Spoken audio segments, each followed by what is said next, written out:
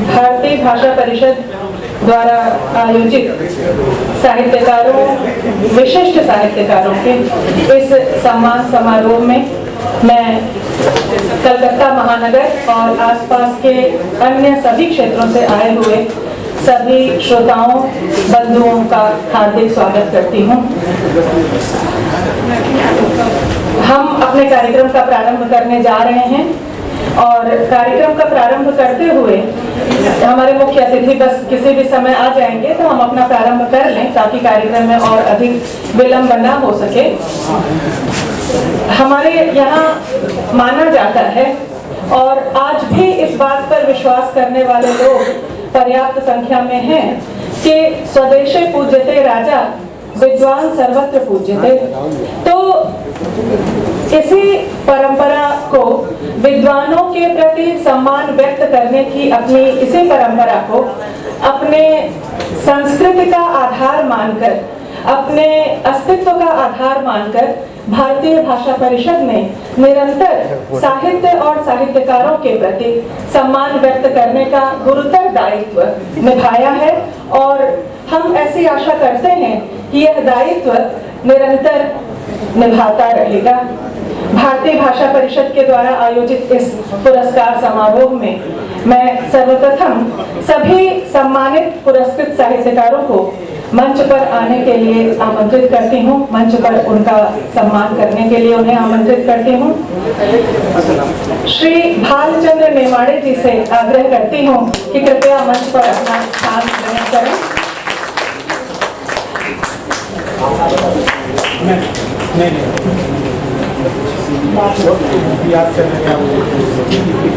श्रीमती प्रतिभा राय जी से आग्रह है कि वो मंच पर अपना स्थान ग्रहण करें। डॉक्टर एन गोपी, कर्तृत्व समग्र पुरस्कार से सम्मानित होने वाले डॉक्टर एन गोपी से आग्रह है कि उन्हें मंच पर अपना स्थान ग्रहण करें। श्रीमती मधु काकरिया जी से आग्रह करती हूँ कि वो मंच पर अपना स्थान ग्रहण करें। श्रीमती मधु काकरिया जी अभी तो यहाँ थी। साहित्यकारों के इस पुरस्कार सम्मान समारोह में सभी वरिष्ठ साहित्यकारों का हम मंच पर स्वागत करते हैं। युवा पुरस्कार के लिए आमंत्रित बहुत हर्ष का विषय है कि आज के हमारे मुख्य अतिथि श्री शेंदु मुखोपाध्याय जी, बांग्ला भाषा के विशिष्ट साहित्यकार, वो सभा कक्ष में पधार चुके हैं। मैं उनसे आग्रह करती हूँ कि कृपया मंच पर अपना स्थान ग्रहण करें। विकी कृपया उन्हें मंच पर लेकर के आए। हम अपने साहित्यकारों का सम्मान पुष्प की पंखुड़ियों से कर रहे हैं, गुलाब की सुगंध के साथ मंच पर उन्हें आमंत्रित कर रहे हैं। कुछ ज्यादा डालें ताकि दिखाई भी पड़े। युवा पुरस्कार प्राप्त करने वाले श्री वांगफाई खुमान जी से आग्रह है कि मंच पर अपना स्थान ग्रहण करें। श्री एम एस सुमेश कृष्णन, सुमेश जी कृपया मंच पर आए। श्री ओम नागर जी से प्रार्थना करती हूँ कि वो मंच पर आए। श्री शेखर मल्लिक कृपया मंच पर अपना स्थान ग्रहण करें। भारतीय भाषा परिषद की अध्यक्ष डॉक्टर कुसुम खेमानी जी से आग्रह है कि मंच पर कुर्सी पर अपना स्थान ग्रहण करें। मंच पर तो वो हैं, प्लीज बैठे दीजिए। भारतीय भाषा परिषद के उपाध्यक्ष श्री प्रदीप चोपड़ा जी से आग्रह है कि मंच पर अपना स्थान ग्रहण करें। भारतीय भाषा परिषद के निदेशक डॉक्टर शंभुनाथ जी से आग्रह करती हूँ कि मंच पर अपना स्थान ग्रहण करें।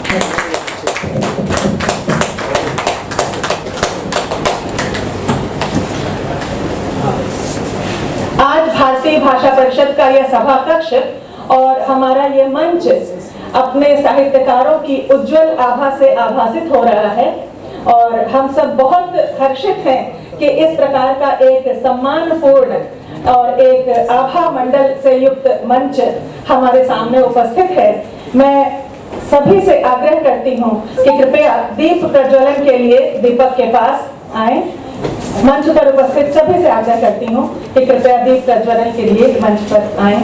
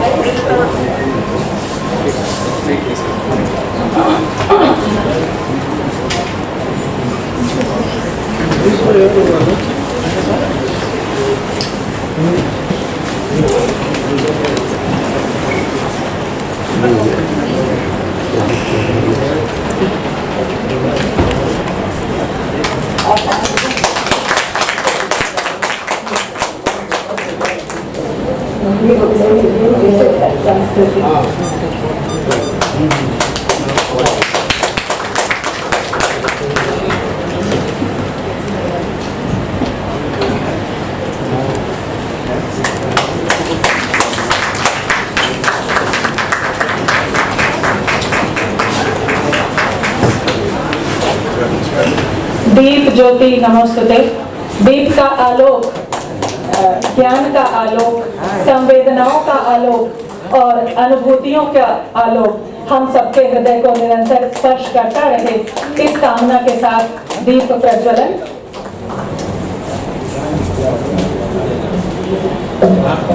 अपने कार्यक्रम का प्रारंभ करते हुए स्वस्ति वाचन। स्वस्ति मात्र उत पित्रेणो अस्तु, स्वस्ति गोभ्यो जगते पुरुषेभ्यः, विश्वं सुभूतं सुविदत्रं नो अस्तु, जोगे वदृशेम सूर्यम्। यां मेधां देवगणाः पितरश्चोपासते, तया मामद्य मेधयाग्ने मेधाविनं कुरु। इस स्वस्ति कामना के साथ विद्वानों के सम्मान का यह कार्यक्रम प्रारंभ होता है। मैं डॉक्टर कुसुम खेमानी जी से आग्रह करूंगी कि हमारे आज के मुख्य अतिथि कलकत्ता और बांग्ला भाषा के विशिष्ट साहित्यकार, जिन्होंने बड़े और वयस्क व्यक्तियों के लिए तो अपनी रचनाएं रची ही, साथ साथ अपने मन को बाल मन से मिलाकर बच्चों के लिए भी रचनाएं रची हैं, जिनकी रचनाओं पर अनेक प्रकार के चलचित्र बने और एक लोकप्रिय साहित्यकार बांग्ला भाषा के हमारा बड़ा सौभाग्य है कि आज वो हमारे मुख्य अतिथि के रूप में हमारे बीच उपस्थित हैं। मैं डॉक्टर कुसुम खेमानी जी से आग्रह करती हूं कि वो आदरणीय शीर्षेंदु मुखोपाध्याय जी को पुष्प स्तवक देकर उन्हें सम्मानित करें। उन्हें अंगवस्त्र उड़ा रहे हैं हमारे सबके अनेकों के अध्यापक डॉक्टर शंभुनाथ जी, परिषद के निदेशक।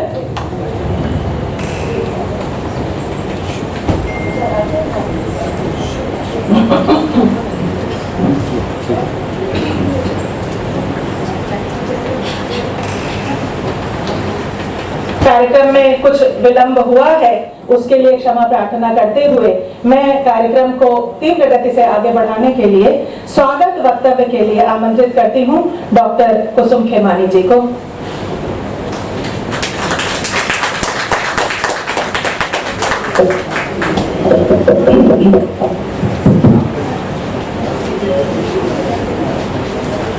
आज यह प्रांगण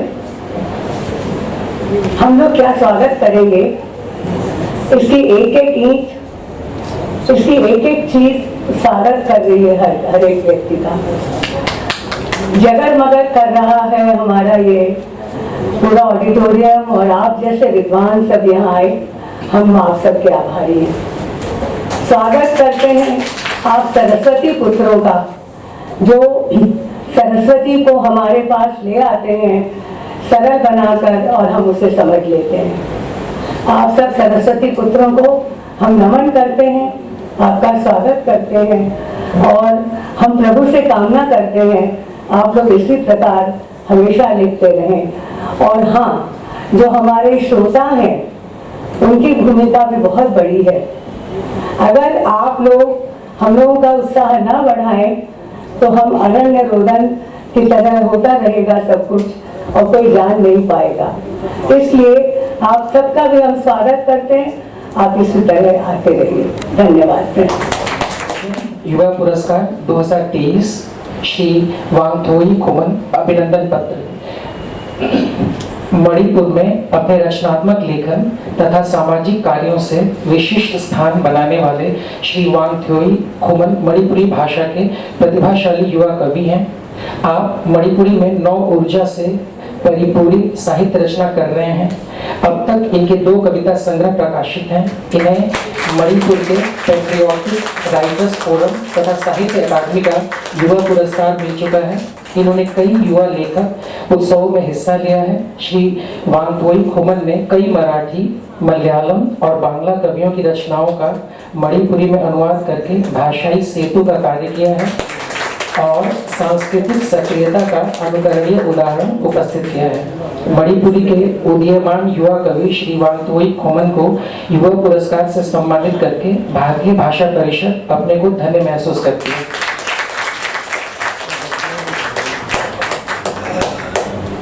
मैं परिषद के निदेशक डॉक्टर शंभुनाथ जी से आग्रह करती हूँ कि वो अंगवस्त्र और सम्मान करें श्री वांगथोई खुमन जी का। श्री सिंधुदा से आग्रह है कि मान चिन्ह देकर उन्हें सम्मानित करें।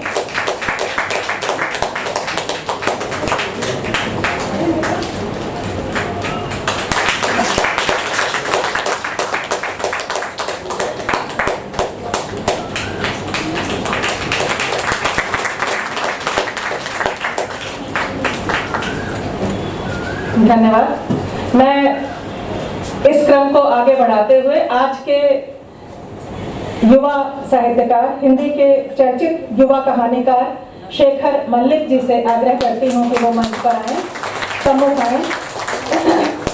आदिवासी जीवन और संघर्ष को विषय बनाकर लिखने वाले बहुमुखी प्रतिभा के लेखक शेखर मल्लिक जी, जिनके 3 कहानी संग्रह और कालचिति उपन्यास के लिए ये विशेष चर्चित रहे हैं। मैं डॉक्टर संजय जायसवाल से आग्रह करती हूँ कि इनके मानपत्र का वाचन करें। धन्यवाद। भारतीय भाषा परिषद युवा पुरस्कार 2023 श्री शेखर मल्लिक। हिंदी में आदिवासी जीवन और संघर्ष को विषय बनाकर लिखने वाले बहुमुखी प्रतिभा के लेखकों में श्री शेखर मल्लिक का अपना विशिष्ट स्थान है। इनके 3 कहानी संग्रह काफी चर्चित हुए हैं और एक उपन्यास कालचिति है जो काफी सराहा गया है। इनकी कृतियां समाज के वंचित और आदिवासी लोगों के जीवन यथार्थों को न केवल गहरी संवेदनशीलता के साथ बल्कि कलात्मक ढंग से उकेरती हैं। श्री शेखर मल्लिक की रचनाएं झारखंड की आदिवासी स्त्रियों को नायकत्व प्रदान करते हुए उनके स्वाभिमान और अधिकार बोध का अनोखा दस्तावेज बन जाती हैं। वे स्थानीय और सार्वभौम को जोड़े रखने वाले हिंदी के अत्यंत तेजस्वी युवा कथाकार हैं। विरल प्रतिभा के धनी श्री शेखर मल्लिक को युवा पुरस्कार से अलंकृत करते हुए भारतीय भाषा परिषद गौरव का बोध करती है।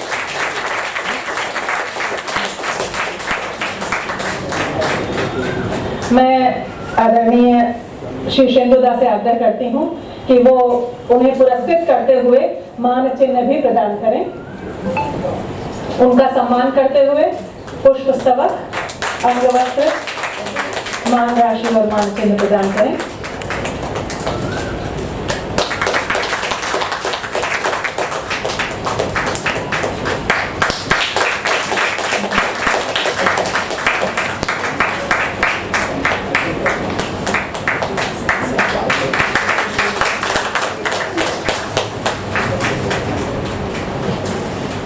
हम अब एक बार सामूहिक रूप से सभी सम्मानित साहित्यकारों के सम्मान में तालियां बजाकर एक बार सभी का सम्मान कर सकते हैं, क्योंकि आज के पूरे उत्सव का केंद्र यह कार्यक्रम। इसके बाद लेकिन इस कार्यक्रम की व्याप्ति संवाद सत्र तक, विचार सत्र तक और अपने साहित्यकारों के विचारों से परिचित होने तक है।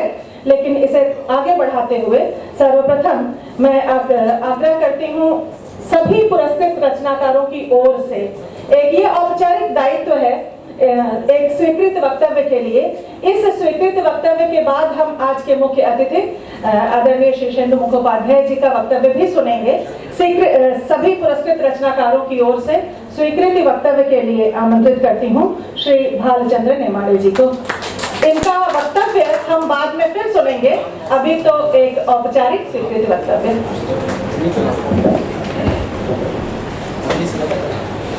अध्यक्ष महाराज और आप सबको मेरा प्रणाम। मुझे कहा गया है कि अंग्रेजी या हिंदी बोल सकते हैं, लेकिन मैं हिंदी इतनी अच्छी बोलता हूँ, बम्बई या हिंदी बोलो इसमें कोई गलतियाँ हो ही नहीं सकती, सब मतलब बम्बई चलती है और वही राष्ट्रभाषा होनी चाहिए। ये इसीलिए मैं सब हमारे जो दोस्त हैं इतने बड़े बड़े साहित्य मराठी में भी बोलूँगा तो इथे जमलेल्या सगळ्या मित्रांच्या वतीने आणि त्यासाठी आपल्या भारतीय भाषा परिषदेचे अत्यंत ऋण मान्य करतो। मैं सबसे अच्छी बात कहना चाहूँगा कि मैं खुश इसलिए हूँ कि पूरे देश भर जो हमारी पूरी भारतीय संस्कृति थी वो सब मिलके थी, एक बहुत बड़ी व्यवस्था थी, महाव्यवस्था थी। तो वो लिंग्विस्टिक स्टेट्स होने के बाद, भाषावार प्रांत रचना होने के बाद छोटी छोटी हो रही है, द्वीप कल्चर हो रही है, द्वीप संस्कृति हो रही है और ये बहुत बुरी बात है कि मराठी में क्या होता है तमिल में नहीं समझता, तमिल में क्या होता है वो बंगाली में नहीं समझता, और खासी गारो और नेपाली और तो छोड़ ही दो, वो हम जानते ही नहीं है। ये गलत बात है, ये पहले नहीं था। हमारे यहाँ के जो बड़े बड़े लोग थे, हमारे यहाँ नामदेव जी, तुकाराम, सबको कम से कम 2-3 भाषाएं आती थी। नामदेव जी ने तो 7-8 भाषा में लिखा है। हमारे यहाँ सब कबीर जी कितनी भाषा बोलते थे, गालिब कितनी भाषा बोलते थे, आजकल ये बोलना मुश्किल है। तो ये भारतीय भाषा परिषद के हम सब लोगों के वजह से मैं तरफ से मैं बहुत एहसानमंद हूँ कि फिर हमें ये जो बड़ी महाव्यवस्था है भारतीय की जान पहचान इधर आने के बाद हुई। मैं आज जो भारतीय भाषा परिषद के सब पदाधिकारी है, हेमानी जी, चोपड़ा जी, राजश्री शुक्ला, पोद्दार, सुशील कांति, आदित्य गिरी के अध्यक्ष शीर्षेंदु मुखोपाध्याय, सबका मैं बहुत आभारी हूँ। और भारतीय भाषा परिषद का ये जो ऑल इंडिया नेचर है, ये पूरा महा व्यवस्था का नेचर है, वो बढ़ाना चाहिए और हम सब जो भी कुछ मदद आपको चाहिए हम करने को तैयार है। मैं सबकी वजह से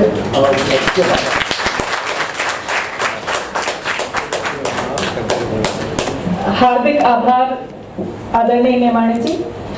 ये सच है कि आपकी जो कल्पना है, भारतीय भाषा परिषद निरंतर भारतीय भाषाओं की उन्नति, भारतीय भाषाओं के विकास और भारतीय भाषाओं के प्रसार को लेकर सक्रिय रही है और कभी मध्यम गति है, कभी तीव्र गति है और आपकी ये कामना पूर्ण करने की ओर हम सब जरूर आगे बढ़ेंगे।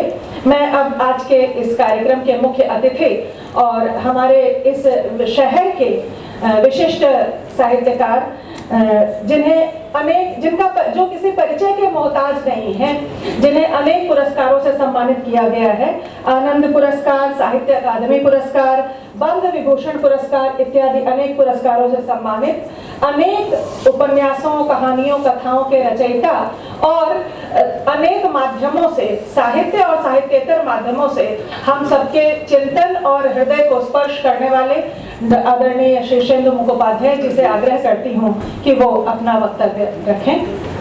शीर्षेंदु दत्त प्लीज।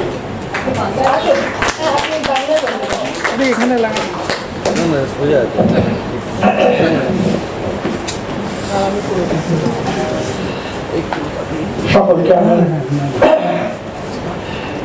সশ্রদ্ধ নমস্কার, আমার গভীর প্রীতি এবং শুভেচ্ছা। আজকে যারা যে সমস্ত বিশিষ্ট ভারতীয় সাহিত্যিক কবি এখানে সম্মানিত হলেন, তাদের সকলকে আমার অভিনন্দন, আমার শ্রদ্ধা এবং আমার ভালোবাসা। ভারত এক বহুভাষিক দেশ। আমি মারাঠি জানি না, উড়িয়া ভাষা জানি না, বা মণিপুরি ভাষা জানি না, কিছু যায় আসে না। বাংলাদেশ আমার মাতৃভাষা। আমার মনে হয়, মাঝে মাঝে মনে হয় যে এসব ভাষা আমার মাতৃভাষায়, যদি ভারতকে আমার মা বলে ভাবি, তার কোন ভাষাটাই বা আমার সৎ মা। হয়তো আমি জানি না বা বলতে পারি না, সেটা মনে হয় যে বাঙালি ছেলে আমেরিকায় জন্মায়, সে বাংলা শেখে না, বাংলা বলতে পারে না, এরকম তো হয়, আছি। কিন্তু আমার এই ভারতীয় ভাষা পরিষদের সঙ্গে আমার বন্ধুত্ব অনেক দিনের, 3 দশক পার হয়ে গেছে, অন্তত 35-36 বছর।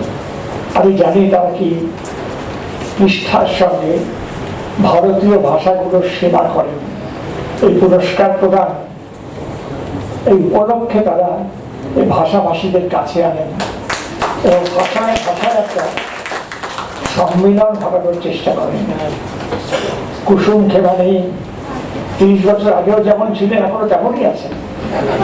সেরকম সাক্ষাতে সেরকম এনার্জেটিক টকপক করছে একেবারে। আমার সে দেখে খুব ভালো লাগলো। যখন হয়তো ফোন করেছেন, গাড়িটা যেতে খুব দেরি হয়েছিল, আমারও আসতে সেজন্য দেরি হয়েছে, কিন্তু তাতে কি, আমি তো এসেছি একটি কারণে, কোমরে খুব ব্যথা, তা সত্ত্বেও এসেছি, কারণ কুসুম খেমানির আমন্ত্রণ প্রত্যাখ্যান করতে আমার সংকোচ হয়েছিল। যাই হোক, আজকে যারা সম্মানিত হলেন তাদের আমার অনেকবার আমার শ্রদ্ধা জানাই, নমস্কার জানাই। তবে এই যে সাহিত্য, আমার মনে হয় একমাত্র জিনিস, যদি ঠিক মতো অনুবাদ হতো, তাহলে আমরা পরস্পরের সাহিত্য কিরকম, তার গতি প্রকৃতি কিনা জানতে পারতাম। আর একটা কথা বলি, এখন একটা খুব দুঃসময় চলছে, a very difficult time for us, for everybody, because it's a transitory time. Everything is changing its meaning, even love. It has changed its meaning. The definitions are changing. The ideas are changing. Everything is changing.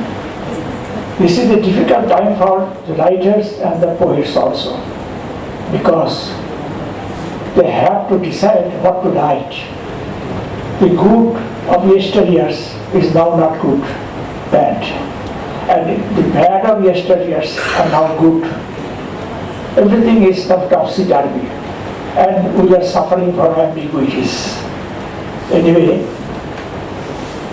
we have to fight this time and this challenge.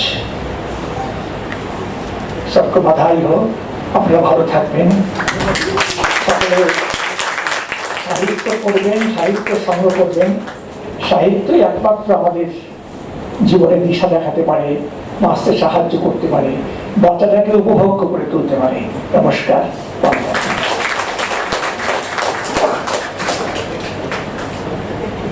অনেক অনেক ধন্যবাদ শীর্ষেন্দুদা। আপনার এইটুকু কথাও আমাদের জীবনে অনেক দিন যাবে, অনেক দিন মনে থাকবে। बड़ा व्यक्तित्व अपने कृतित्व से झलकता है और अपने कृतित्व के माध्यम से ही वो अपने विचारों को बाद में आने वाली, साथ चलने वाली और सभी पीढ़ियों तक पहुंचाता है। हम आदरणीय शीर्षेंदुदा के बहुत उनके प्रति कृतज्ञ हैं। और अब हम पुरस्कृत रचनाकारों के अपने विचार, उनका संदेश नहीं कहना चाहिए, संदेश कहने की स्थिति तो वरिष्ठ साहित्यकारों के लिए ही छोड़ दें, कृतित्व समग्र पुरस्कार से पुरस्कृत जो हैं, लेकिन अपनी अनुभूतियां, अपने उनकी रचना के पीछे प्रेरणा क्या कहना चाहते हैं और भारतीय भाषा परिषद आकर, कलकत्ता आकर उन्हें कैसा लगा और किस प्रकार की क्या अनुभूति है, अब हम इससे परिचित होंगे। इसे हम विचार सत्र कह सकते हैं, संवाद सत्र कह सकते हैं।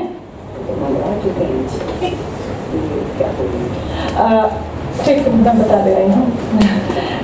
यद्यपि परिषद ने इन सभी से आग्रह किया था, सभी साहित्यकारों से, कि वो अपने विचार, अपना वक्तव्य लिखित रूप में हमें दें, जिसका उपयोग परिषद की पत्रिका और अन्य मंचों पर किया जा सकेगा, लेकिन फिर भी एक बातचीत, अपनी बात अपने तरीके से कहना, तो ये एक तरह से बातचीत का ही तरीका है।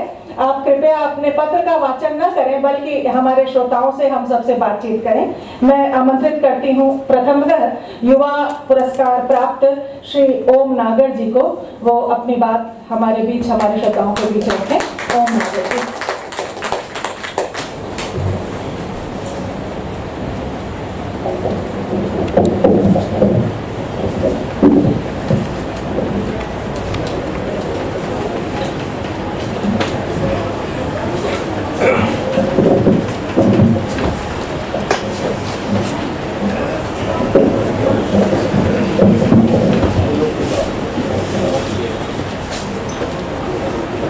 सबसे पहले तो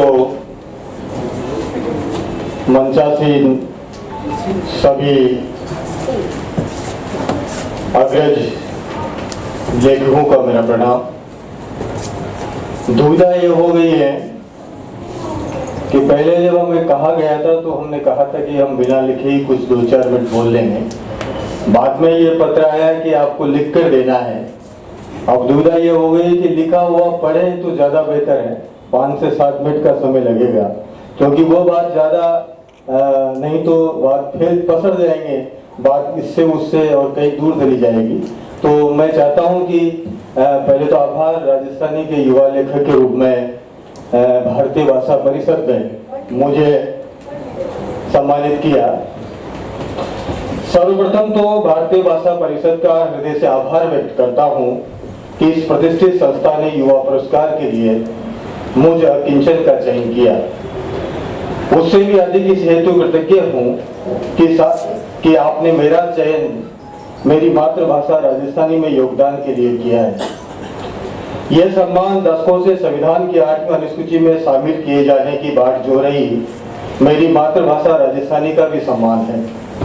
इस अवसर पर मुझे राजस्थानी के मूर्धन्य कवि कन्हैयालाल सेठिया जी का एक जगचावा दोहा याद आ रहा है, जिनकी कविताओं की अनुगूंज इस कोलकाता शहर की आबोहवा में भी महसूस की जा सकती है। मायड़ भाषा बोलता जिन्ने आवे लाज, इसया कपूता से दुखी आको देश समाज। शायद ही कोई हो जिसे अपनी मातृभाषा पर गर्व की अनुभूति न हो। मुझे भी है ठीक आप ही की तरह। जीवन की उमंग, उल्लास, सुख दुख सब मातृभाषा के आंगन में पल्लवित होते हैं, खिलते हैं। मुझे सदा लगता रहा कि ये जो अपनी भाषा में कह रहा हूँ वह किसी पराई भाषा में संभव नहीं। क्यों लिखता हूँ और क्या लिखना चाहिए, सृजन प्रक्रिया क्या है, कला और रचाव का कोई माध्यम हो, इस एक प्रश्न से सामना हर रचयिता का होता है। समय के सवालों से मेरी मुठभेड़ भी जारी है। कभी कभी लगता है कागज पर उतरी हुई कविता सभी उभरते जलते हुए सवालों का संभावनाशील उत्तर है।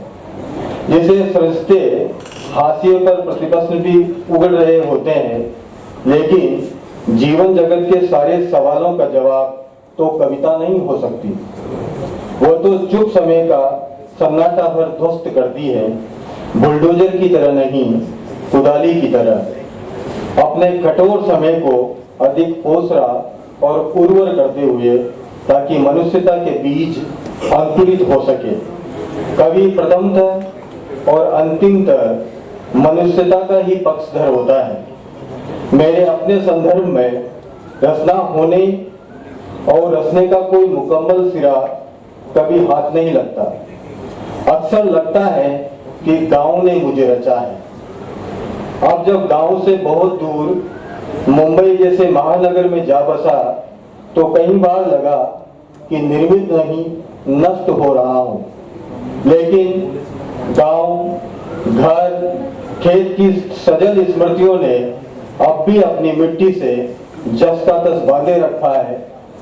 गांव घर खेत खलियान के मन पास में बंधा मेरे जैसा कवि लेखक पहले पहल स्मृति जगत से कविताएं बुनता है, लेकिन जब इन्हीं स्मृतियों का यथार्थ बहुत खुरदरा होता दिखता है तो स्मृति अरण्य में गुमशुदा कविता अपने समय से सीधे मुठभेड़ को उद्वेलित करती है। स्मृति और यथार्थ के मध्य पेंडुलम से झूलती कविता को कविता बनाए रखना हर कवि के समक्ष बड़ी चुनौती है, लेकिन मन से, हृदय से, कागज या डेस्कटॉप की उज्जवल स्क्रीन पर उतरती कविता के अबूझ मार्ग को कोई नहीं बूझ सका है। मैं तो बिल्कुल नहीं, अभी तो यात्रा शुरू हुई है। आगे कोई भनक लगी तो कागज के कान में जरूर कहूंगा, सावधान, कविता आ रही है। कभी कविता में दुख रचता है और करुणा उपजाता है, जैसे जगत के सारे दुख, पीड़ाएं, उदासी, संतरास, यातनाएं सब उसके हैं। या यहाँ मुझे मेरी एक लघु कविता याद आ रही है। दुख मन का है और मैं खुरसता हूँ दुख की देह है। दुख मन का है और मैं खुरसता हूँ दुख की देह है, जबकि सुख की कोई देह नहीं सुख का कोई मन। सृष्टि में दुख अमर है और सुख क्षणभंगुर। सघन दुख, देश, विडंबना, विसंगति से भरे समय में मुश्किल होता है अपने बारे में लिखना। अपने भीतर उमड़ते, घुमड़ते, जलते, बुझते अनूठे रसायन के बारे में पुख्ता सा कह देना, वो भी तब जब सुख क्षणभंगुर हो और दुख अमर। अंतस में हजारों हजार जीवें बड़बड़ाती है। कवि और कविता दोनों ही एक दूजे को रचते हैं और एक दूजे को बिसुरते भी हैं और बिसुरते हुए रचते हैं। लेकिन मैं और मेरे भीतर का कवि गांव में छूट गई उस माँ को बहुत याद करता है, जो स्कूल के दिनों में कॉपी और किताब की सार संभाल का जिम्मा बड़ी मुस्तैदी से उठाती थी। निरमा वार्षिक पाउडर की पॉलीथीन की थैली खाली होती तो उसे किताब का कवर बना देती थी। छोटी सुई से बारीक धागे की तुरपाई की स्मृति आज भी कविता की कोई सीवन उधड़ने नहीं देती। कविता के रचाव का या लेखन का भी कोई उद्देश्य तो होता है, इसका बहुत बाद में भान हुआ। यानी कि कविता में विचार की चिलक भी अनिवार्य है। विचार मस्तिष्क का हिस्सेदार है और भाव मन के। विचार एक तरफा, एक दिश होता है, जबकि भाव चौदिश, चौर विस्तारित। कवि के साथ सार्थक विडंबना यह है कि उसे चौतरफा होते हुए भी अंततः एक तरफा होना होता है। मनुष्यता की तरफ एक तरफा, अमानवीयता के विरुद्ध प्रेम के चौदिश। आज जब संपूर्ण विश्व एक ग्लोबल विलेज की अवधारणा में जकड़ा जा रहा है, अपनी विविधताओं को नष्ट करने को आतुर दुनिया बारूद के ढेर पर बैठी है। हर कोई धरती को उजाड़ कर चांद पर घर बनाना चाहता है। विभिन्नताओं से उपजता आश्चर्य और जीवन से विनोद गायब है। मनुष्य मशीन होने की अंधी दौड़ में शामिल है। आज अरबों कंठ तो हैं, पर सैकड़ों भाषाएं मर रही हैं। पेट और पीठ के बीच का फासला रोटी से पटता है और आदमी को रोटी की तलाश उसे विस्थापित कर रही है। गाँव में खेत है लेकिन रोजी नहीं है। तब भी एक राजस्थानी कवि अपने छोटे से गांव की करोड़ स्मृतियों में उलझा है। गांव जो अब प्रेमचंद का गांव नहीं रहा, शोषण के हथियार बदल गए हैं। स्थिति उस कालखंड से ज्यादा चिंताजनक है। वहां भी नफरत की आग ने भाईचारे और सद्भाव की वनस्पति को झुलसा दिया है। राग, द्वेष, दंभ ने अंगद की तरह अपने पैर जमा लिए हैं। विडंबना यह है कि गांव हमें महामारियों में याद आते हैं और शहर गांव होने की भटकन में महाशहर होने को अभिशप्त हो चले हैं। चौर विकास की कोख में विनाश पल रहा है। यह समयगत उलझन जितनी स्थानीय है उतनी वैश्विक भी। आज कृषि, पर्यावरण के संकट तो आसन्न है ही, लेकिन जिस मरु प्रदेश से मैं आता हूँ, लगता है कि सब संकटों की जड़ में जल संकट सबसे भयावह होने वाला है। कवि लेखकों को अपने समय के संकटों के प्रति सचेत रहना है। केवल कविता में ही नहीं, कविता से बाहर जीवन के हर मोर्चे पर कविता जीवन में धंसकर की जा सकती है, दर्शक मात्र होकर नहीं। 4 दशक की उम्र और 2 दशक के सृजन को सम्मान के ऐसे अवसर और भी आए, लेकिन मेरे लिए बांग्ला के शीर्षस्थ लेखक श्री शीर्षेंदु मुखोपाध्याय जी के सानिध्य में आदरणीय सुप्रसिद्ध मराठी कवि कादम्बरीकार श्री भालचंद्र जी नेवाड़े, तेलुगु के वरिष्ठ कवि एन गोपी जी, ओडिया के प्रतिष्ठित कथाकार प्रतिभा राय जी, हिंदी के ख्यातनाम कथाकार मधु काकरिया जी और भारतीय भाषा परिषद परिवार के से कुसुम खेमानी जी, आदरणीय शंभुनाथ जी की गरिमामयी उपस्थिति में सम्मानित होना अविस्मरणीय है। सम्मान की इस घड़ी में किताबों के अक्षर चिन्ह ने में असमर्थ किसान माता पिता याद आ रहे हैं। कभी सम्मान की कोई खबर अखबार में छपती और गांव का कोई व्यक्ति उनसे कह देता, काका जी आज तो अखबार में ओम जी को फोटो छप्यो छे, 50,000 को इनाम मिल्यो छे। ये सुनकर उस घड़ी पिताजी के चेहरे पर खुशी की जो दमक दिखाए देखने को मिलती, उसे मेरी कविता का कोई शब्द युग्म नहीं बांध सकता। बातें बहुत हैं, हम सबके रास्ते संघर्ष और अभावों के रास्ते हैं। एक मेरे ही तो दुख नवीन नहीं, अभी इस राह पर एक कदम चला हूँ, आगे आप सबका स्नेहाशीष है ही। अपनी मातृभाषा में यूं ही रचता रहूं, ये अभिलाषा है और संकल्प भी। और अंतिम में अपनी राजस्थानी कविता की अनुदित कुछ पंक्तियों से अपनी बात समाप्त करना चाहूंगा। मेरी भाषा में नहीं उगता सूरज धूप निकलती है, मेरी भाषा में नहीं उगता सूरज धूप निकलती है, मेरी भाषा में नहीं ढलती शाम, दिन रात के सिराने पड़ जाता धड़ाम, मेरी भाषा में नहीं होती रात, खेत में सदा टिटुरती है पगतलियां, मेरी भाषा में नहीं होता कोई अफसर, मेरी भाषा में होते हैं सिर्फ किसान और मजदूर, मेरी भाषा में।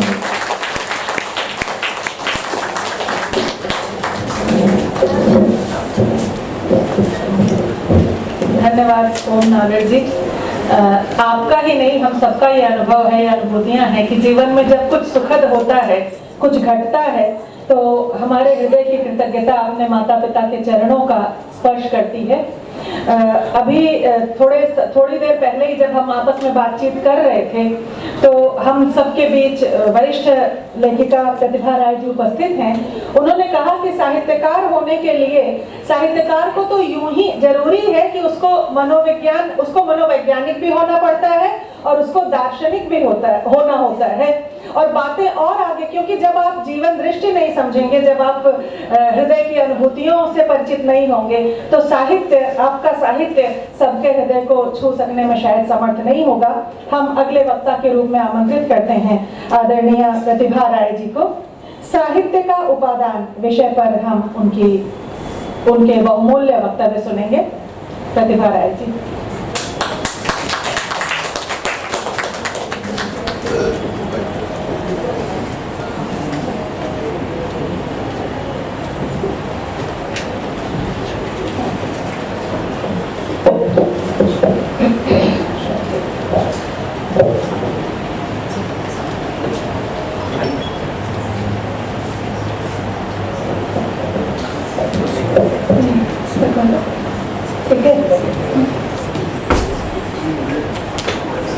आदरणीय मुख्य अतिथि श्री शीर्षेंदु मुखोपाध्याय जी, आदरणीय कुसुम जी,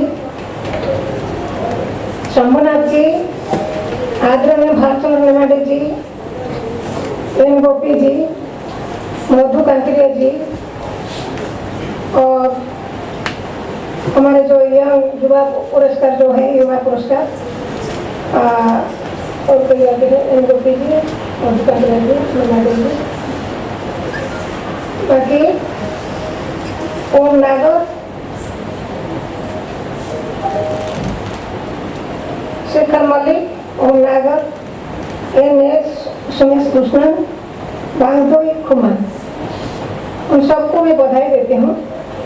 और बाकी जो सभागार में उपस्थित साहित्यिक और साहित्य प्रेमियों मित्रों, उनको सब में बहुत प्यार देती हूँ और I am very happy that ये मेरा बहुत बड़ा सौभाग्य है कि आज भारतीय भाषा परिषद के पुरस्कार समारोह में आकर वो जो विश्व का अदृश्य शत्रु कोविड-19 की विभीषिका के बाद कुछ शांत होने के बाद, अभी भी शांत नहीं है, आज भारतीय भाषा परिषद के पुरस्कार समारोह में आकर अन्य साहित्यिक और साहित्य प्रेमियों में से मुलाकात होने पर मुझे अपार आनंद मिल रही है। भारतीय भाषाओं को दिए जाने वाले इस महत्वपूर्ण सम्मान के लिए मैं सबसे पहले भारतीय भाषा परिषद के आदरणीय कुसुम जी के प्रति आभार प्रकट करती हूँ। कुसुम जी बहुत असुस्थ थे, मैं सोचती थी कि मुलाकात नहीं हो पाएगी तो मैं फिर उनसे घर चली आऊंगी। I am very happy that she is here. अन्य पुरस्कृत साहित्यकारों को भी मैं अभिनंदन देती हूँ। इस अवसर पर मुझे पूछा गया था आप किसके बारे में बोलेंगे। ये बहुत मुश्किल बात है जब साहित्यकार को पूछा जाए किसके बारे में नहीं बोलना चाहते, सब कुछ बोलना चाहते हैं, लेकिन ये संक्षिप्त समय में मैं सिर्फ बोलूँगी साहित्य का उपादान। और एक बात बताती हूँ, इतने बड़े कथाकार बैठे हैं, शिक्षण मुखोपाध्याय जी, उनको पढ़ी हूँ, उनका नाम कौन नहीं जानते हैं, उनसे आज मुझे जो पुरस्कार मिला ये मेरा बहुत बड़ा परम सौभाग्य है। जब मुझे ज्ञानपीठ दिया गया, मुझे पूछा गया ज्ञानपीठ ऑफिस से किससे हाथ से लेना चाहते हैं, प्राइम मिनिस्टर, प्रेसिडेंट या लता मंगेशकर, अमिताभ बच्चन, किससे हाथ से? मैंने बोला दादा से हाथ है। दादा में मेरे दादा है और प्रेसिडेंट बैठे हैं, तो मैं प्रणब मुखर्जी से हाथ से पुरस्कार लिया था। ये मेरा बहुत बड़ा सौभाग्य है।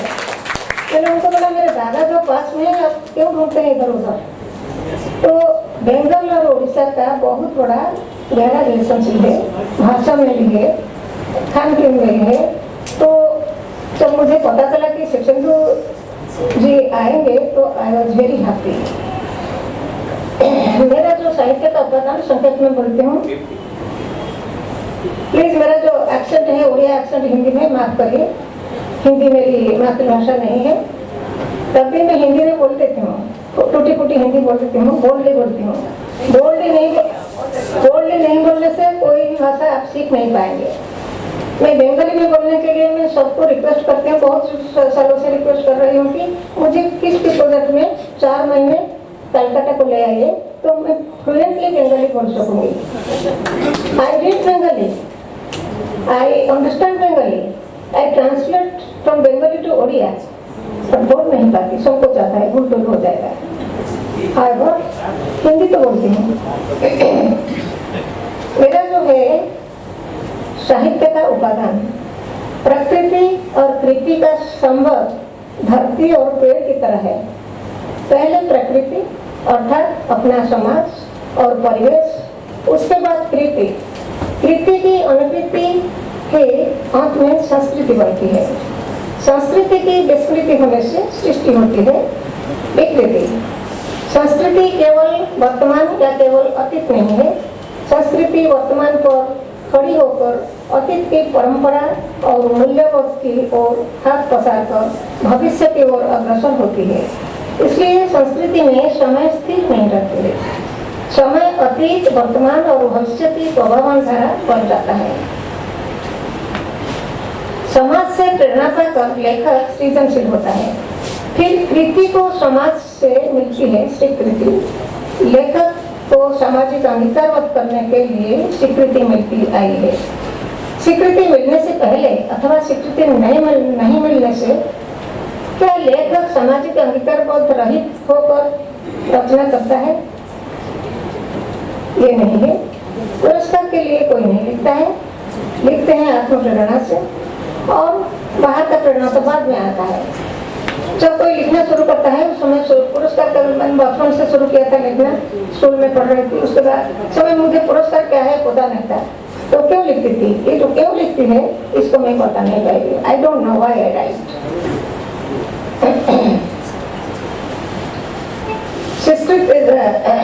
यह साहित्य के जब ये प्रश्न होता है कि क्या पुरस्कार नहीं मिलने से एक राइटर सामाजिक अंगीकारबद्ध नहीं होता है? यहाँ साहित्य के लक्ष्य, स्वरूप और उपादान इत्यादि की बात उठती है। मेरे हिसाब से साहित्य का उपादान महज 3 पाँव की जमीन है, ज्यादा नहीं है। साहित्य का जो उपादान है वो महज 3 पाँव की जमीन है, स्वर्ग, मर्त्य और पाताल। प्रथम पाँव मर्त्य भूमि अर्थात अपने समाज, संस्कृति, अपने देश और ऐतिह्य के साथ अंतरंग और वास्तविक अनुभूति। यह है लेखक की तीव्र दृष्टि। प्रथम पाँव जितनी गहराई में जाएगा अनुभव उतना ही तीव्र होगा, तब जाकर अनुभूति आंतरिक और वास्तविक होगी। यह प्रश्न उठता है कि वास्तविक अनुभूति क्या वास्तविक अनुभूति होता है? क्या लेखक सब कुछ स्वयं अनुभव करता है? विश्व के प्रथम महाकाव्य रामायण के सृष्टि शोक से होती है। ऋषि को क्यों इतना तीव्र शोक हुआ जिससे कि उसने शोक का शोक में परिणत हो गया? क्या तीर वाल्मीकि को लगा था? क्या प्रमुख की जोड़ी से उनकी मित्रता या रिश्तेदारी थी? क्या शिकारी ऋषि का शत्रु था? तो फिर ऋषि ने कैसे वास्तविक अनुभूति पाकर कालजयी महाकाव्य की रचना की थी? यहाँ लेखक का तृतीय पाँव स्पर्श करता है विश्व प्रेम, प्रगतिशीलता और मानविकता के अनंत आकाश को। मर्त्य स्वर्ग अभी स्वर्ग में है पाँव, द्वितीय पाँव। जिस समय उसका अनुभव वो अनंत आकाश को व्याप्त होता है और दिगंत को स्पर्श करता है, ये तो हो जाता है सार्वजनिक। यह व्यक्ति केंद्रिकता नगण्य हो जाती है, लुप्त हो जाती है, तब जाकर सार्वजनिक संवेदनशीलता बन जाती है बोधि वृक्ष, जिसके पांव तले कालजयी साहित्य का उन्मेष होता है। यह लेखक की समदृष्टि है। तृतीय पांव। तृतीय पांव अहम की जड़ता को दूर करके स्वयं की अंतःसत्ता का पाताल और दूसरों की अंतःसत्ता के पाताल युग सत्ता यानी युग की व्यक्ति सत्ता में परिणत करने के लिए पड़ता है। यह ऋण समाज को यथास्थिति से ऊपर उठाने से सार्थक भूमिका निभाते हैं। यह है प्रत्येक लेखक का चेतन अवचेतन का लक्ष्य। परंतु ये 3 पाँव जमीन के ऊपर पाँव रखकर लेखक की ऊंचाई को स्पर्श करने के लिए अहम को वामन रूप धारण करना पड़ेगा। यह अहम को वामन रूप धारण करके सार्वजनिकता की धरातल पर उतरना पड़ेगा। लेखक का के कोई अहंकार होना नहीं चाहिए कि मैं लेखक हूँ, असाधारण हूँ, ऐसा तो नहीं सोचना चाहिए। मैं साधारण लोग हूँ, मैं लिखती हूँ, कोई और कुछ करता है, मैं लिखती हूँ, क्यों असाधारण होंगी? मैं लेखक हूँ, साधारण हूँ। अहंकार को वर्जन करना पड़ेगा।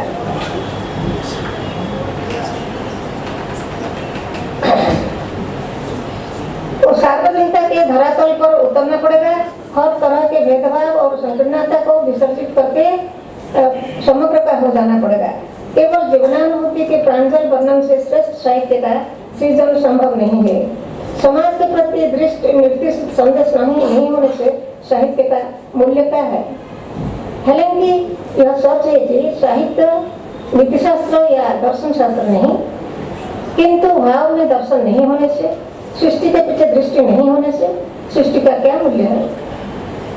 सत्यवाद भाषा और अर्थवाची शब्द साहित्य का नाभि पद्म है और साहित्य है संस्कृति का नाभि पद्म। समस्या साहित्य सृजन का उत्स है। हमको समस्या चाहिए। मुश्किल में पड़ने से साहित्य सृष्टि होता है, तो समस्या साहित्य का सृजन का उत्स है। आज जीवित रहना मनुष्य के लिए सर्वश्रेष्ठ और सबसे बड़ी समस्या है। मनुष्य जीवित रहने के लिए पाप करता है, अन्याय भी करता है। मरने के लिए नहीं, मरने के लिए कोई पाप नहीं करता है, लेकिन पाप करके मनुष्य जीवित नहीं रहता, मरता है। जीवित रहकर भी मरने सा हो जाता है। वो है समाज की, साहित्य की और लेखक का बहुत बड़ा समस्या है। यह कहा जाता है कि संतान पैदा करना अर्थात बीज से अंकुरोद्गम होना और साहित्य सृजन करना एक जैसी बात है। हर रचना समाज की नारकीय स्थिति के विरुद्ध एक मधुर क्रांति है, रिवोल्ट है। इस मधुर क्रांति के बीज को लेकर लेखक किसी भी समय धारण कर सकता है। उसके बाद जिस तरह बीज जमीन के नीचे रहता है, उसी तरह लेखक की भी एकाग्र और मग्न रहकर बीज के विकास के लिए अनुमति की व्याप्ति तथा अनुभव की तीव्रता को उपलब्ध करने तक इंतजार करना पड़ता है। इस चुटकी का अर्थ जड़ता नहीं है। समग्र मनन ये है, मनन स्थिति है।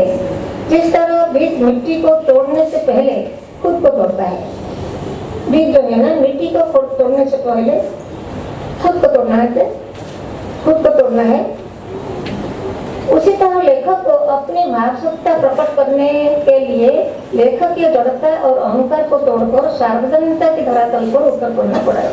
अर्थात लेखक और पात्र एक हो जाते हैं। यह होती है रचना प्रक्रिया की चरम स्थिति। इस समय लेखक नहीं लिख रहा होता है, पात्र उससे लिखवा रहे होते हैं। किसी भी लेखक की सृजनशीलता से दो तरह की प्रेरणाओं से पूरी तरह विकसित होती है। एक है अंतर प्रेरणा, जिसका मूल स्रोत है प्रेम। यह प्रेम असीम है, इसमें एक नहीं अनेक ब्रह्मांड समाहित है। वह प्रेम न केवल धर्मात्मा पर बल्कि पापी पर भी बरसता है। साहित्य में कुछ भी वर्जनीय नहीं है, सब श्रवणीय है। पापी को भी प्यार करना पड़ेगा। क्यों पार किया, इसके बारे में चिंतन करना पड़ेगा। ये सामने आने वाला अमानवीय प्रतिबंधों की तोड़ने की शक्ति भी प्रदान करता है, ये जो प्रेम है। दरअसल लेखक एक प्रेमी ही नहीं, एक क्रांतिकारी भी है। मैं बचपन से प्रेम और क्रांति की अंतर प्रेरणा महसूस की है, जो मुझसे लिखवाते हैं।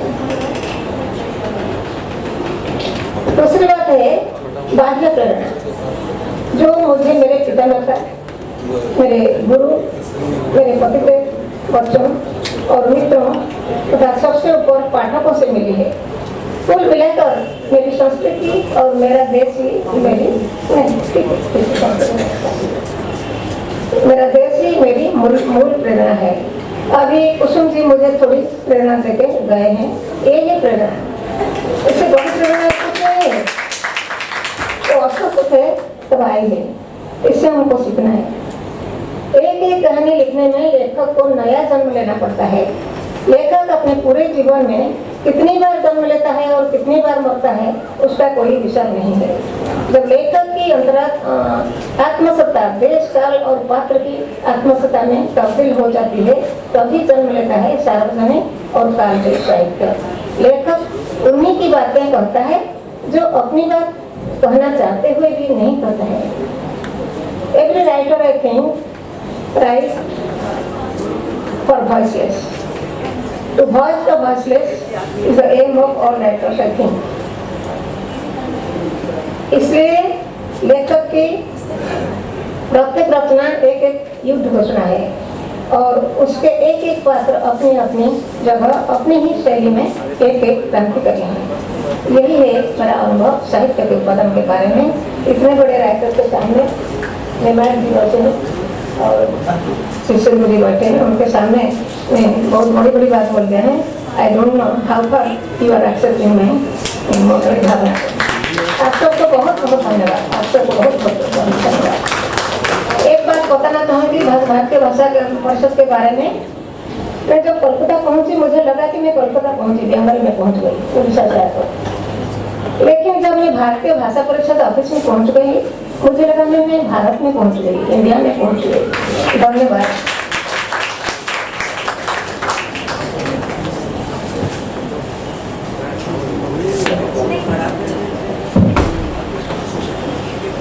डॉक्टर प्रतिभा राय का इतना सुमधुर वक्तव्य सुनकर इच्छा तो कर रही है कि हम लोग ऐसे ही सुनते रहे, लेकिन मुझे ऐसा लगता है कि ऐसी सुंदर और ज्ञानवर्धक बातें हमने इनसे लिख के तो मंगवा ही लिया है सब लेखकों से। तो हम चाहते हैं कि अब हमारे जो आगामी वक्ता हैं वो बहुत ही सारांश में अपनी बात कहें और हम आप सबकी एक अगस्त का एक पूरा अंक निकलेगा आप लोगों पर, उसमें आपकी रचनाओं के साथ न्याय करेंगे और आप देखिएगा पाठकों की बहुत अच्छी प्रशंसा आएगी आपके।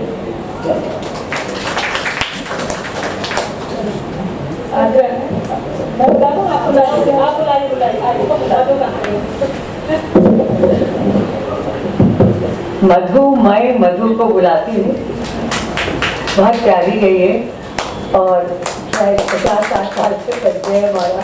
हाँ, थोड़ा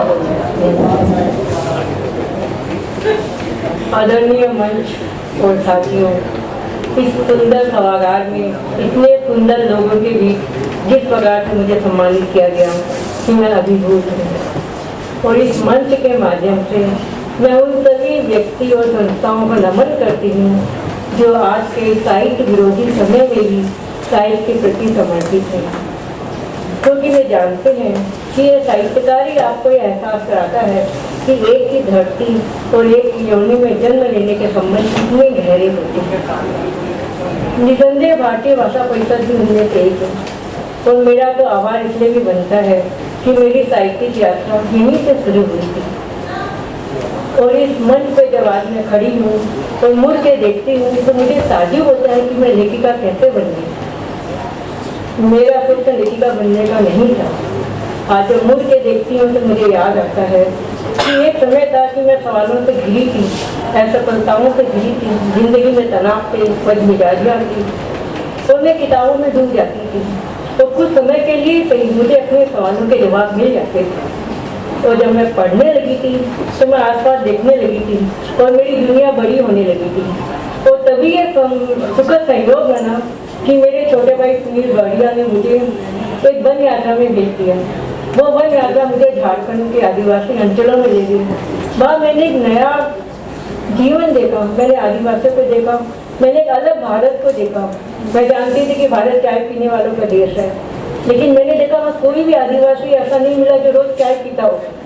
वो दिन का पहला आहार ही 12 बजे लेते हैं। एक दो आदिवासी मिले, उन्होंने कहा कि कभी कभार वे लोअर दंगा गुमला जाते हैं तो चाय पी लेते हैं। मैं जानती थी कि भारत मंदिरों का देश है, लेकिन मैं मिलों तक गई वहाँ मुझे कोई मंदिर नहीं मिला।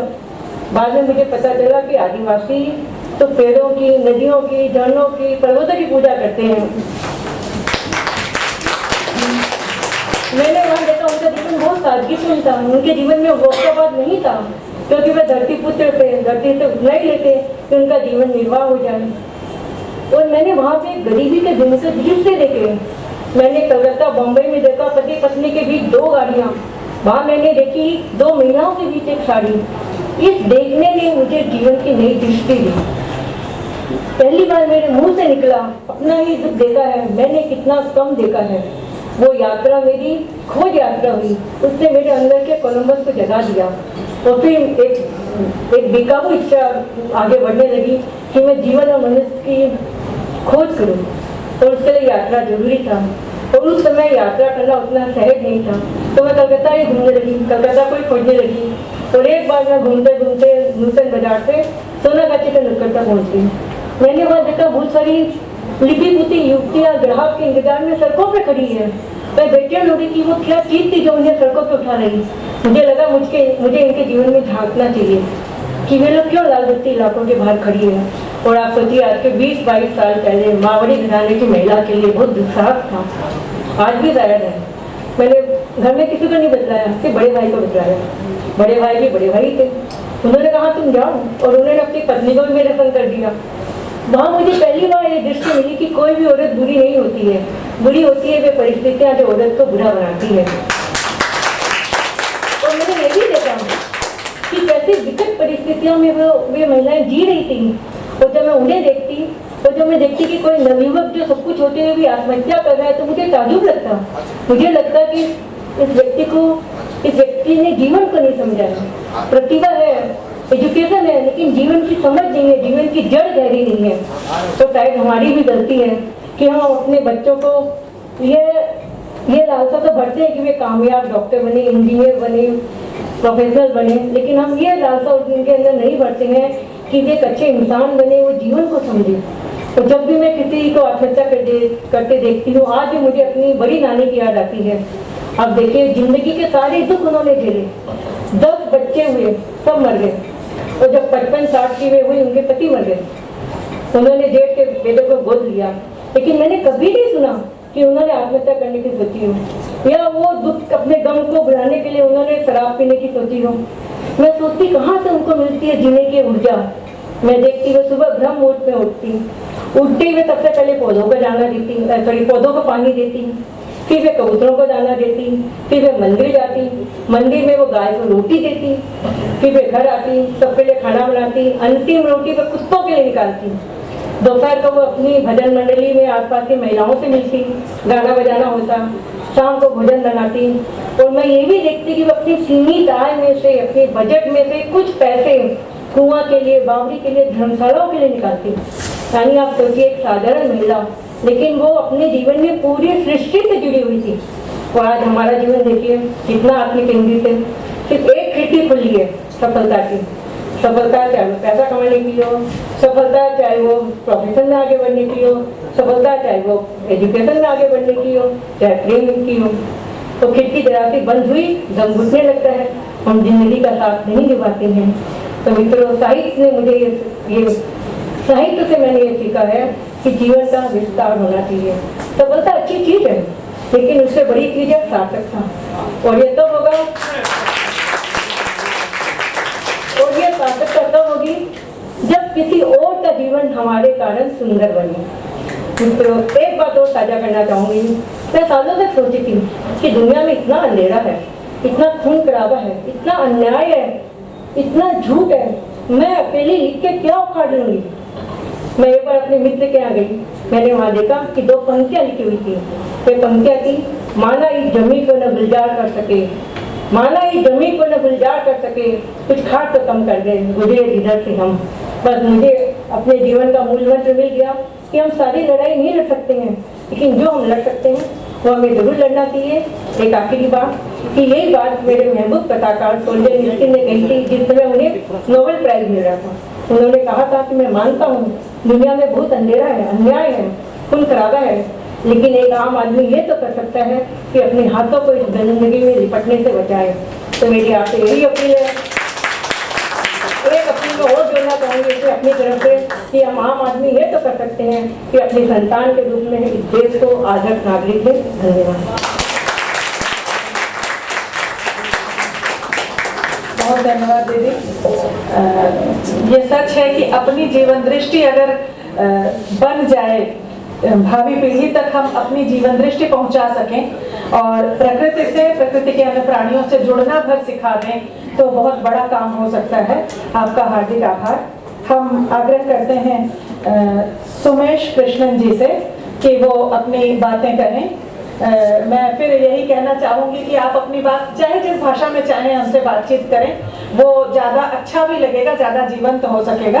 आइए। सुमेश कृष्णन जी के बारे में मेरी एक केरल विश्वविद्यालय की प्रोफेसर ने फोन किया और कहा वो मेरा छात्र है, तो ये मेरे भी छात्र हैं। और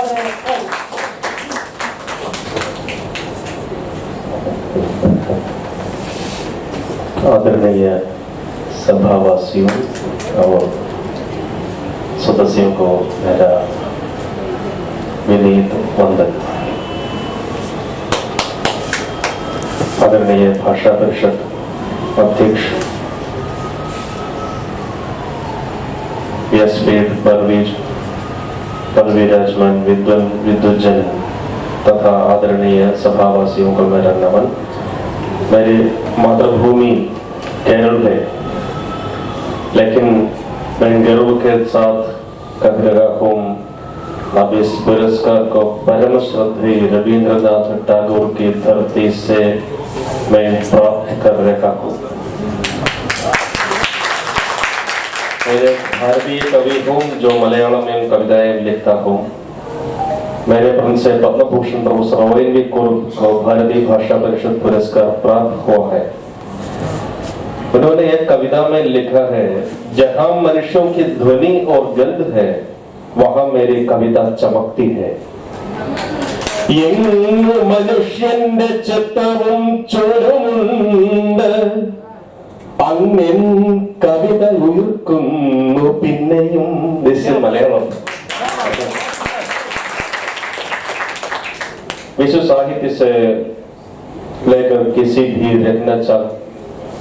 रचना पर डालूं तो पता चलेगा कि ऐसी कोई भी रचना याद में नहीं रखता जिसमें इंसानियत की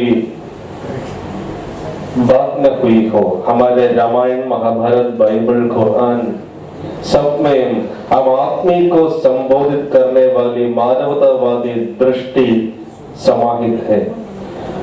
मलयालम के महाकवि कुमारनाशान ने लिखा है, विश्वानुराग विहीनो मानवाकार पाकर संसार में तुम जन्म न लो।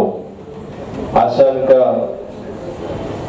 मत था कि जो सभी जीवों के साथ पवित्र प्रेम नहीं रख सकते, उन्हें पृथ्वी पर मनुष्य में आकार में जन्म नहीं लेना चाहिए।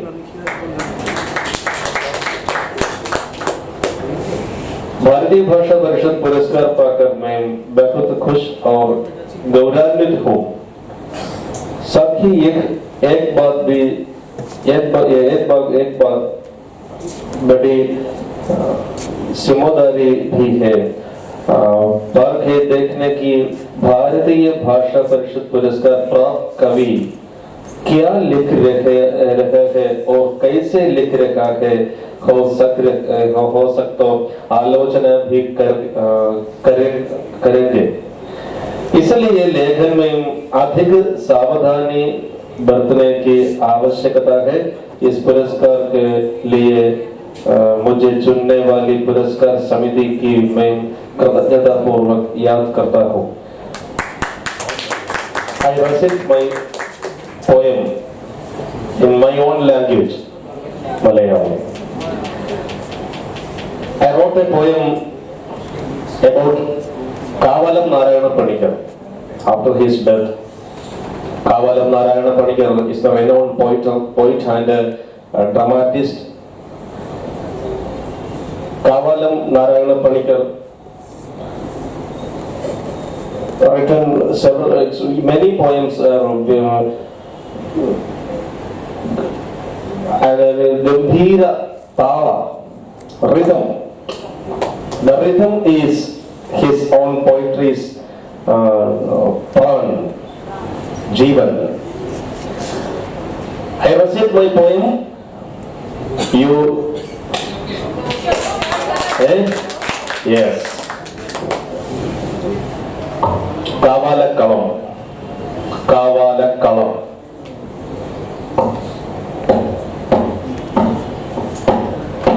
കിഴക്കിന്റെ കളിത്തട്ടിൽ നിലവിള കുളമല്ലോ,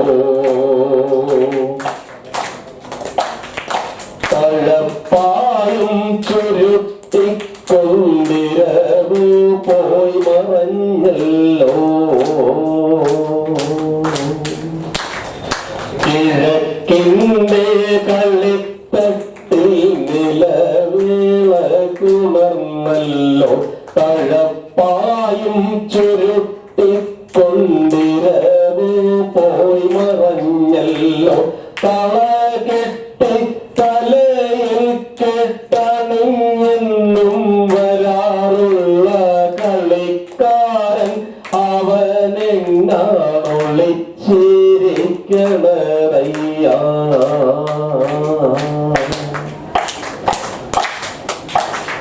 ചിരിച്ച തുമ്പയിൽ പാറിക്കളിക്കും തുമ്പിയിൽ, കാഴ്ച വരിക്ക ചക്കയിൽ പാടും കുയിലിൻ തുള്ളയിൽ, ഓളം കുരുക്കും കായലിൽ ഓടം തുഴയും കൈകളിൽ, മേളം പെരുക്കുന്നുത്സവത്തിൽ പൂത്തുലയുന്നു നെവിടെ പോ. ഒരിക്കൽ പണ്ടൊരിക്കൽ ഈ നടുത്തളത്തിലായി നിന്നിട്ടരിശത്തോടിണക്കത്തോടവ പാടിത്തിമിർത്തപ്പോൾ മറക്കാനായൊരു നാളോരുത്തർക്കും കഴിയാത്ത മറപ്പൊരു മറനീക്കി മനതാരിൽ തെളിഞ്ഞല്ലോ.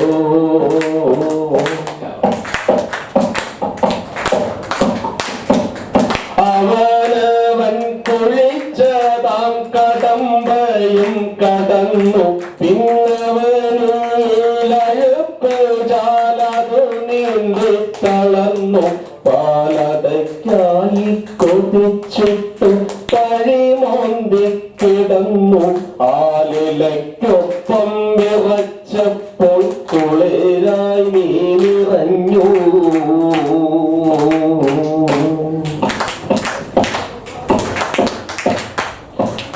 നെടുങ്കക്കുപ്പായം പുകച്ചു നിൽക്കുന്നൊരെടുപ്പുകാവാലം നെടുങ്കക്കുപ്പായം പുകച്ചു നിൽക്കുന്നൊരെടുപ്പുകാവാലം എടുത്തു ചുറ്റിയ കസവുമുണ്ടിന്റെ പളപ്പുകാവാലം എടുത്തു ചുറ്റിയ കസവുമുണ്ടിന്റെ പളപ്പുകാവാലം നനുത്ത ചുണ്ടില് നറുനില ചിരി തെളിച്ചം കാവാലം പനിച്ച മണ്ണിന് മരുന്ന് വയ്ക്കുന്ന മനസ്സുകാവാലം പനിച്ച മണ്ണിന് മരുന്ന് വയ്ക്കുന്ന മനസ്സുകാവാലം എനിക്ക് കൽക്കണ്ട കനിക്ക് തുല്യമായിനിപ്പോഴാവാലം കനിച്ചിരിക്കുമ്പോൾ അകത്തിരമ്പുന്ന കവിത കാവാലം കനിച്ചിരിക്കുമ്പോൾ അകത്തിരമ്പുന്ന കവിത കാവാലം കാവാലത്തു കുരുത്ത നെൽച്ചെടികളെ തൃക്കാർത്തിക പൂക്കളെ നാവേറെ നനയുന്ന നീർക്കിളികളെ തേങ്ങുന്ന പാവുന്നത്ര ഉറക്കനെ കരയുമെന്നാലപ്പോഴേ നാടുവിട്ടി വമ്പാർന്നൊരു കൊമ്പനാനയിൽ എഴുന്നള്ളുന്നവൻ പോകുമോ. കറുകറെ കാർമൂകിൽ കൊമ്പനാന പുറത്തേറി എഴുന്നള്ളും മൂർത്തേ. കറുകറെ കാർമൂകിൽ കൊമ്പനാന പുറത്തേറി എഴുന്നള്ളും മൂർത്തേ. ജിഗി ജിഗി തക്കം ദേദേ ജിഗി ജിഗി തക്കം ദേദേ ജിഗി ജിഗി തക്കം ദേ ജിഗി ജിഗി തക്കം ദേ ജിഗി ജിഗി തക്കം ദേ. കറുകറെ കാർമുകിൽ കൊമ്പനാന പുറത്തേറി എഴുന്നള്ളും മൂർത്തേ.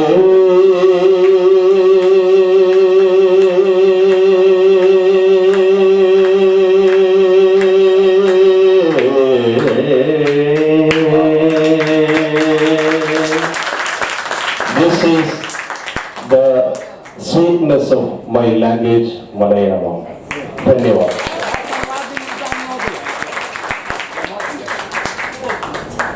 वाह, जीवंतता की बात थी तो ये जीवंतता से अधिक उत्फुल्लता और उत्साह में परिवर्तित हो गई। धन्यवाद सुमेश कृष्णन जी, आपके मुंह से हिंदी सुनना भी बहुत अच्छा लग रहा था और मलयालम का एक आस्वाद भी हमारे दर्शकों के लिए, हमारे श्रोताओं के लिए बहुत धन्यवाद।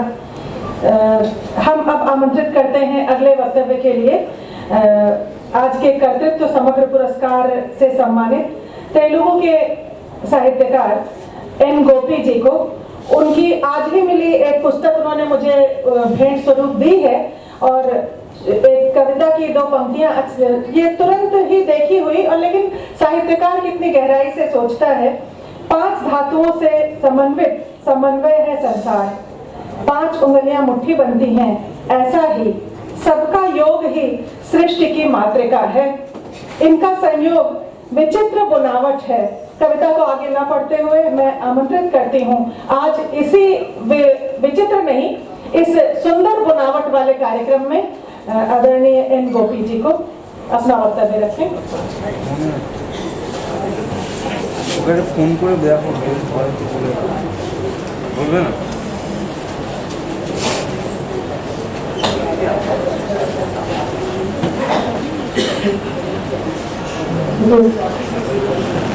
सभा सरस्वती को नमस्कार।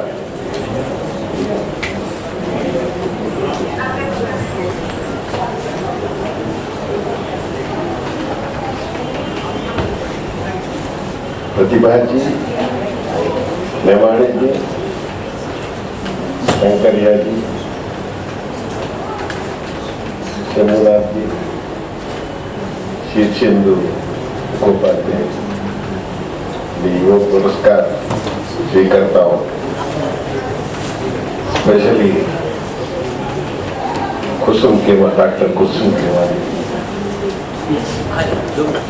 सबको मेरा नमस्कार। Nobody listens to Kusum ji. I will listen to him. Means 15 minutes speech तो तैयार करके लाया था।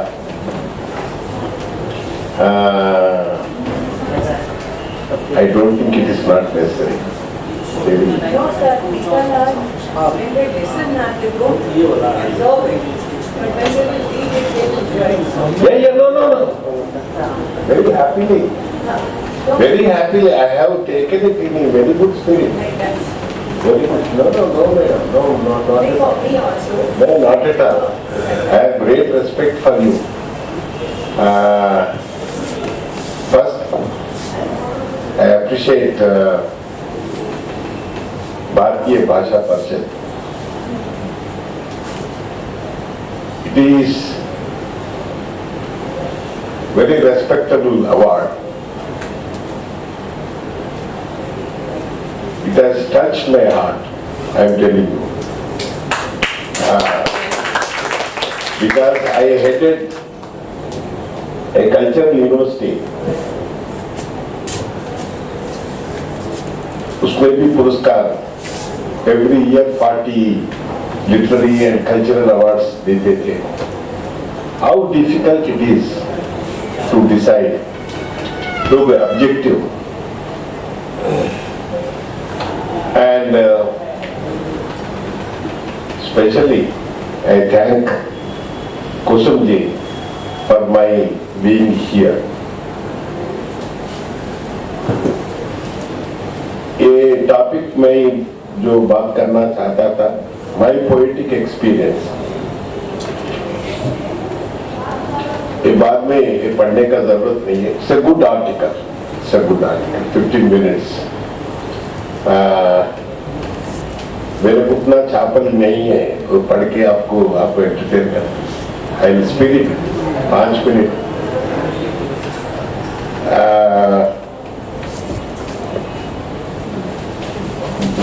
And one more thing, Kusum ji, though she was ill for some time, the last 3 years, what a spirit! She is taking care of every small thing. आपका चलन मत करना। That is the spirit. That is the spirit. And she is emotionally, practically, she is participating in every deliberation. Wonderful. And Telugu में I am a good poet. What they have said is I also know. साहित्य अकादमी awardee हूँ। तेलुगु में मैं जितने languages में translate हुआ है, तेलुगु में कोई नहीं गया। 29 languages, excluding 5 foreign languages. Then I sat with all my translators. So मेरे को पूरा इंडिया का इमोशनल इंटीग्रेशन का एहसास हुआ. India is such a rich country and language wise. And मेरा मैग्नम साहित्य अकादमी अवार्ड तो मिल गया है. ये Jalgeet water song is my magnum opus. It was translated into so far 14 languages. And I invented a poetic form Nanilu Telugu में। Nanilu means Hindi में नन्हे, नन्हे मुक्तक। 25 years back, I just like that, I wrote, it was followed by thousands of people, thousands. It's a talk of the town now. And so far 1000 Nani collections have appeared.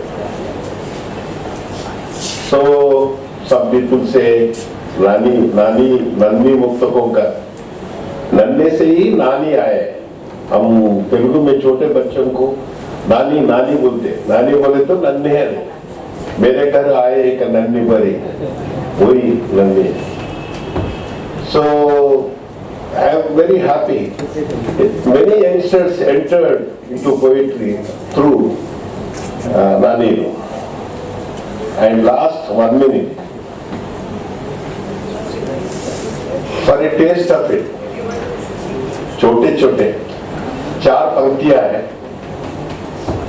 First 2 lines एक unit है, second 2 lines second unit है। First unit में एक statement करते हैं, वो करता है, and second of is the energy of A poet. एक व्याख्यान होता है, संबंधता होता है, तो कुछ मैं तेलुगु में पढ़ के 2-3 4 नन्हे मुक्तक सुनाऊंगा। దహనంలో కుడి చెయ్యి కాలలేదు, for the taste of my language also. దహనంలో కుడి చెయ్యి కాలలేదు, కారణం కలం పట్టిన చెయ్యి। चिता में दाया हाथ जला नहीं, चिता में दाया हाथ जला नहीं, वजह कलमग्राही तो जो ठहरा, कलमग्राही तो जो ठहरा। కుండ ముక్కలైందా కుమిలిపో, మట్టి మరో आकारम కోసం సిద్ధం అవుతుంది। गड़ा फूट गया, कुड़ते हो क्यों? गड़ा फूट गया, कुड़ते हो क्यों?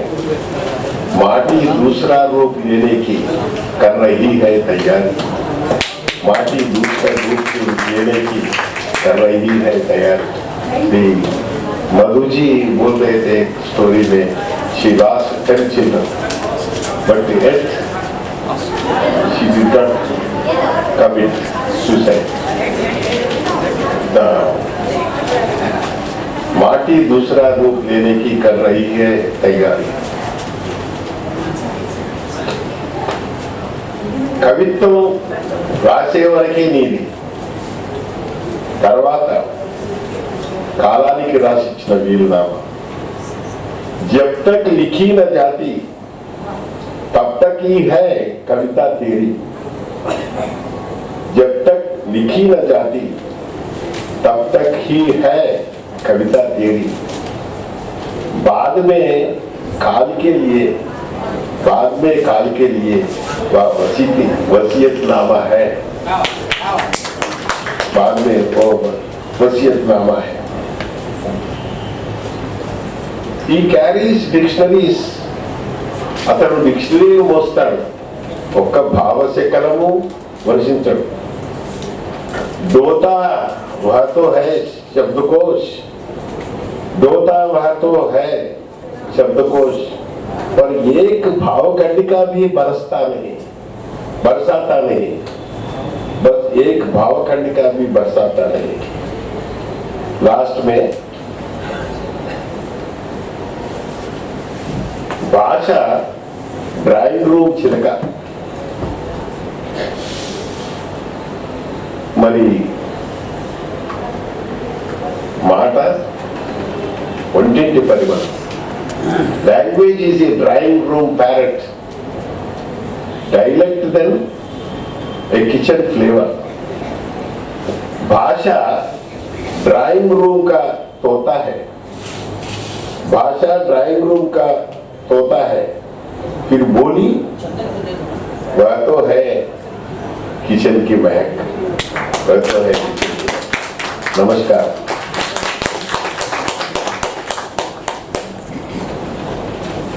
बहुत बहुत धन्यवाद सर एन गोपी जी। और तेलुगु के साथ उसका अर्थ बताते हुए आपने अपनी कविताओं का जो आस्वाद दिया, इसके लिए आपको हार्दिक आभार। मैं आमंत्रित करती हूँ अपने विचार रखने के लिए वांगतोई खुमान जी को, मणिपुरी भाषा और साहित्य के साहित्यकार, अन्य अनेक भाषाओं से भी परिचित हैं। वांगतोई खुमान जी से आग्रह है कि आप अपनी बातें हमारे बीच रखें।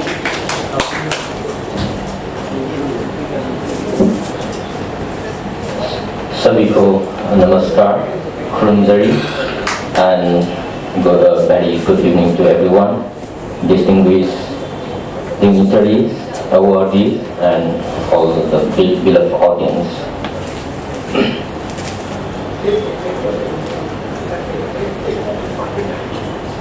Well, I won't take much time.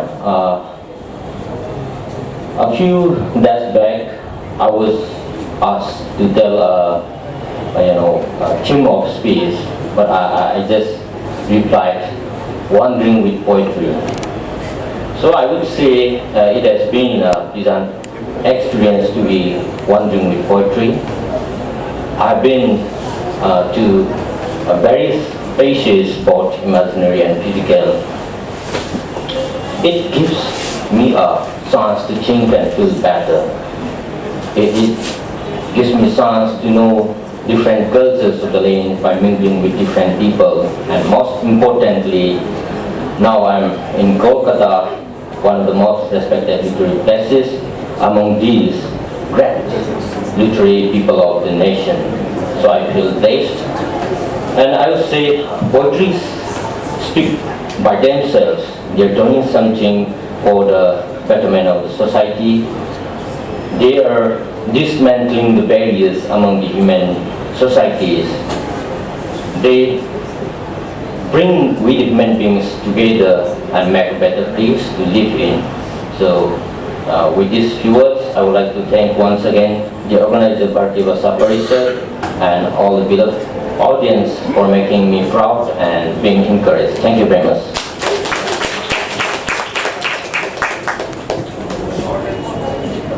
धन्यवाद वांगतोई खुमान जी। और इस वक्तव्य की श्रृंखला को, अपनी बातों की श्रृंखला को आगे बढ़ाते हुए आमंत्रित करती हूँ हिंदी के साहित्यकार शेखर मल्लिक जी को। वो अपनी रचना प्रक्रिया और दृष्टि पर हमारे बीच अपनी बातें कहेंगे। धन्यवाद।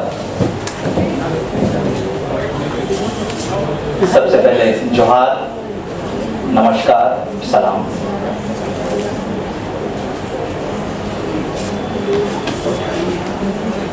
आदरणीय कुसुम खिमानी जी अभी चली गई है, लेकिन डॉक्टर शंभुगुप्त जी, चंद्र नेमाड़े जी, प्रतिभा राय जी, मधु कांकरिया जी, मेरे साथ युवा रचनाकार साथी और तमाम लोग, आदरणीय मंच और सामने बैठे साथियों, सबसे पहले तो मुझे बहुत खुशी हो रही है कि हमारे बीच युवा साथी भी मौजूद हैं और इतनी देर तक मौजूद हैं। हालांकि कुछ जा चुके हैं, लेकिन फिर भी ये काफ़ी, चूंकि हमें युवा पुरस्कार से सम्मानित किया गया, इसके लिए भारतीय भाषा परिषद का बहुत बहुत धन्यवाद, आभार। और युवा पुरस्कार से पुरस्कृत होने के बाद युवाओं से संबोधित होना मुझे निजी तौर पर बहुत अच्छा लगता और लग रहा है। साथियों, मैं घाटशिला से आता हूँ,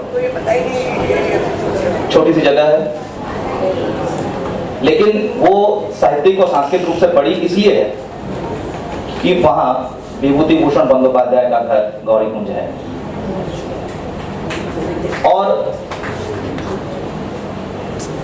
साथियों, मेरी मातृभाषा हिंदी नहीं, उड़िया है। मैं हिंदी में लिखता हूँ,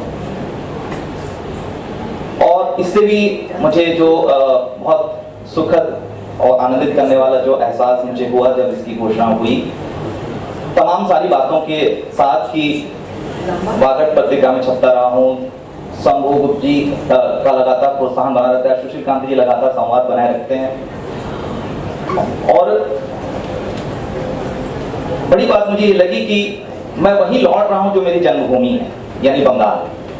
मैं बंगाल में पैदा हुआ और पला बड़ा, मैं तब बिहार था, अब झारखंड है, और हिंदी में लिखता हूँ, यानी कई सारी भाषाओं के संगम पर हूँ। और जिनके बीच रहता हूँ वो संथाल परगना है, सिंहभूम है, यानी मैं जो मूल जनजातियों के बीच में रहता हूँ, वहाँ काम करता हूँ, वहाँ से अपनी दृष्टि हासिल करता हूँ।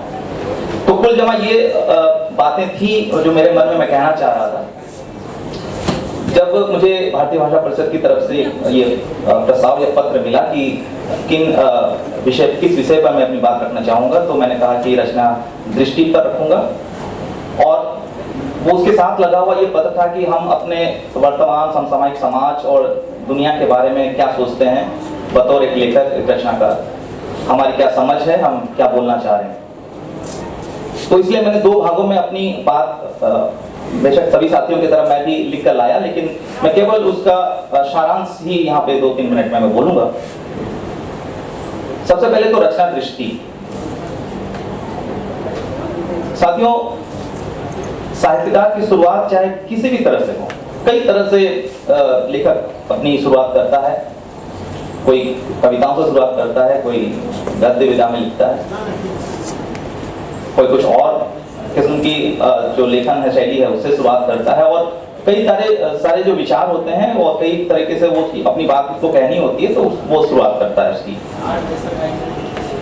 लेकिन इन सब के बाद जब हम आगे बढ़ते हैं, हम लिखना बाकायदा नियमित करते हैं, बजाबता हम लिखते रहते हैं, तो ये मेरी निजी बात हो सकती है, पर हो सकता है कि बहुतों पर ये लागू हो कि तब हमें एक दृष्टि हासिल होती है, या हम जिस दृष्टि की जो तलाश कर रहे होते हैं उस दृष्टि तक पहुंचते हैं। अब वो ये होता है कि हम लिखते किसके लिए हैं। हमने चाहे जिस भी कारण से लिखना शुरू किया हो, लेकिन हम लिख किसके लिए रहे हैं और क्यों रहे हैं, हमें अपने आप से ये सवाल पूछना पड़ता है। और तब वो दृष्टि का सवाल आता है। और बहुत बढ़िया प्रतिभा जी ने भी कहा कि वो फिलोसफी आपको हासिल करनी पड़ती है। तो हम समाज से लेते हैं और समाज तक अपनी बात उस लिए हुए का निचोड़ पहुंचाते हैं, और उस लिए हुए से जो हमें हासिल होता है उसकी हम एक आलोचना प्रस्तुत करते हैं बतौर अपने लेखन से। ये मेरी समझ। फिर उस लेखन की भी आलोचना होती है, वो दूसरी बात। तो इसलिए मैंने समाज से जो हासिल किया, मैंने समाज को जैसा देखा, मैं उसी बात को कहता हूं। उस बात से या उस देखे हुए का जो मेरी समझ में सही और गलत है उसकी एक मीमांसा होती है। वो पाठकों तक अगर संप्रेषित होती है तो वो लेखन सफल है, और नहीं संप्रेषित हो पाती है तो फिर और प्रयास करने की जरूरत, ऐसा मैं समझता हूं। जो भी रचना कर्म में संबद्ध हैं, जो लिखते हैं, लिखना चाह रहे हैं, इस नजरिए से देखा जाए तो मुझे पाठकों का प्यार मिला है, तो मैं आभारी हूं सबसे पहले। इस तरह से एक जिम्मेदारी का बोध आता है। हम लिख रहे हैं तो केवल हम मनोरंजन के लिए नहीं लिख रहे हैं, हम इसलिए भी नहीं लिख रहे हैं, जैसे प्रतिभा जी ने उपादान अपने विषय के अंदर जैसे बताया कि किसी पुरस्कार के लिए या सम्मान के लिए नहीं लिख रहे हैं। हमें अपनी जिम्मेदारी और जवाबदेही जो समाज के प्रति है उसको तय करते हुए अपना काम करना होता है। तो वहीं पर एक प्रश्न आता है पक्षधरता का। हम किसके पक्ष में खड़े होते हैं? बहुत साल पहले हमारे झारखंड के ही बहुत वरिष्ठ रचनाकार जैनानंद जी ने कहा था, पक्षधरता आपको तय करनी होती है, और 2 ही पक्ष हैं दुनिया में, समाज के अंदर अभी, या फिर वो लगातार हजारों वर्षों से, शोषक और शोषित। इन 2 के बीच में आपको तय करना है कि आप अपने काम के जरिए किसके पक्ष में खड़े होते हैं, शोषक के पक्ष में या शोषित के पक्ष में। जिसके अधिकारों की, जिसके मानवाधिकारों की, जिसके जीवन का और जिसके ऊपर जो संक्रांत में जी रहा है, जो तकलीफ से गुजर रहा है, आप उसके साथ खड़े होते हैं, या जिनकी वजह से उसके साथ ये हो रहा है आप उसकी तरफ चले जा रहे हैं। तो ये पक्षधरता जब आप तय करते हो तो आपके लेखन के कोई मायने होते हैं, उसका अर्थ होता है, वरना वो केवल स्वांग सुखाय भी हो सकता है या वो केवल एक मनोरंजन भी किस्म का हो सकता है कि हम 2 मिनट कुछ पढ़ा हमने और फिर ट्रेन में जैसे पहले लोग सफर करते थे और मनोरंजक उपन्यास पढ़ते। तो साथियों, ये मेरी रचना दृष्टि का सवाल है, मैं क्या करना चाहता हूं। और अब दूसरा हिस्सा जो है कि हम अपने आसपास के जीवन को, दुनिया को कैसे देख रहे हैं और हम उस पर कैसे अपना हस्तक्षेप करना चाहते हैं। साथियों, आज के दौर में बिल्कुल आसान नहीं है। हो सकता है कबीर के समय में भी ये सच हो कि उनके लिए लिखना भी आसान नहीं था, लेकिन हम सभी जानते हैं कि आज हम कबीर का नाम जानते हैं, लेकिन जिन्होंने उन्हें लिखने से रोका होगा उनका नाम इतिहास में नहीं है। कहने का अर्थ ये हुआ कि हमें हमेशा प्रतिकूलताओं के बीच में रचना, अगर वो ईमानदारी से आप प्रस्तुत कर रहे होते हैं तो आप हमेशा एक सतत प्रतिपक्ष होते हैं सत्ताओं के खिलाफ, संस्थाओं के खिलाफ, और जो व्यवस्थाएं हैं, जो मैंने पहले कहा कि 2 हिस्सा है, शोषक का और शोषित का। तो जो शोषक का जो हिस्सा है उसकी आलोचना आप करते हो, तो हमेशा आप प्रतिपक्ष में होते हो।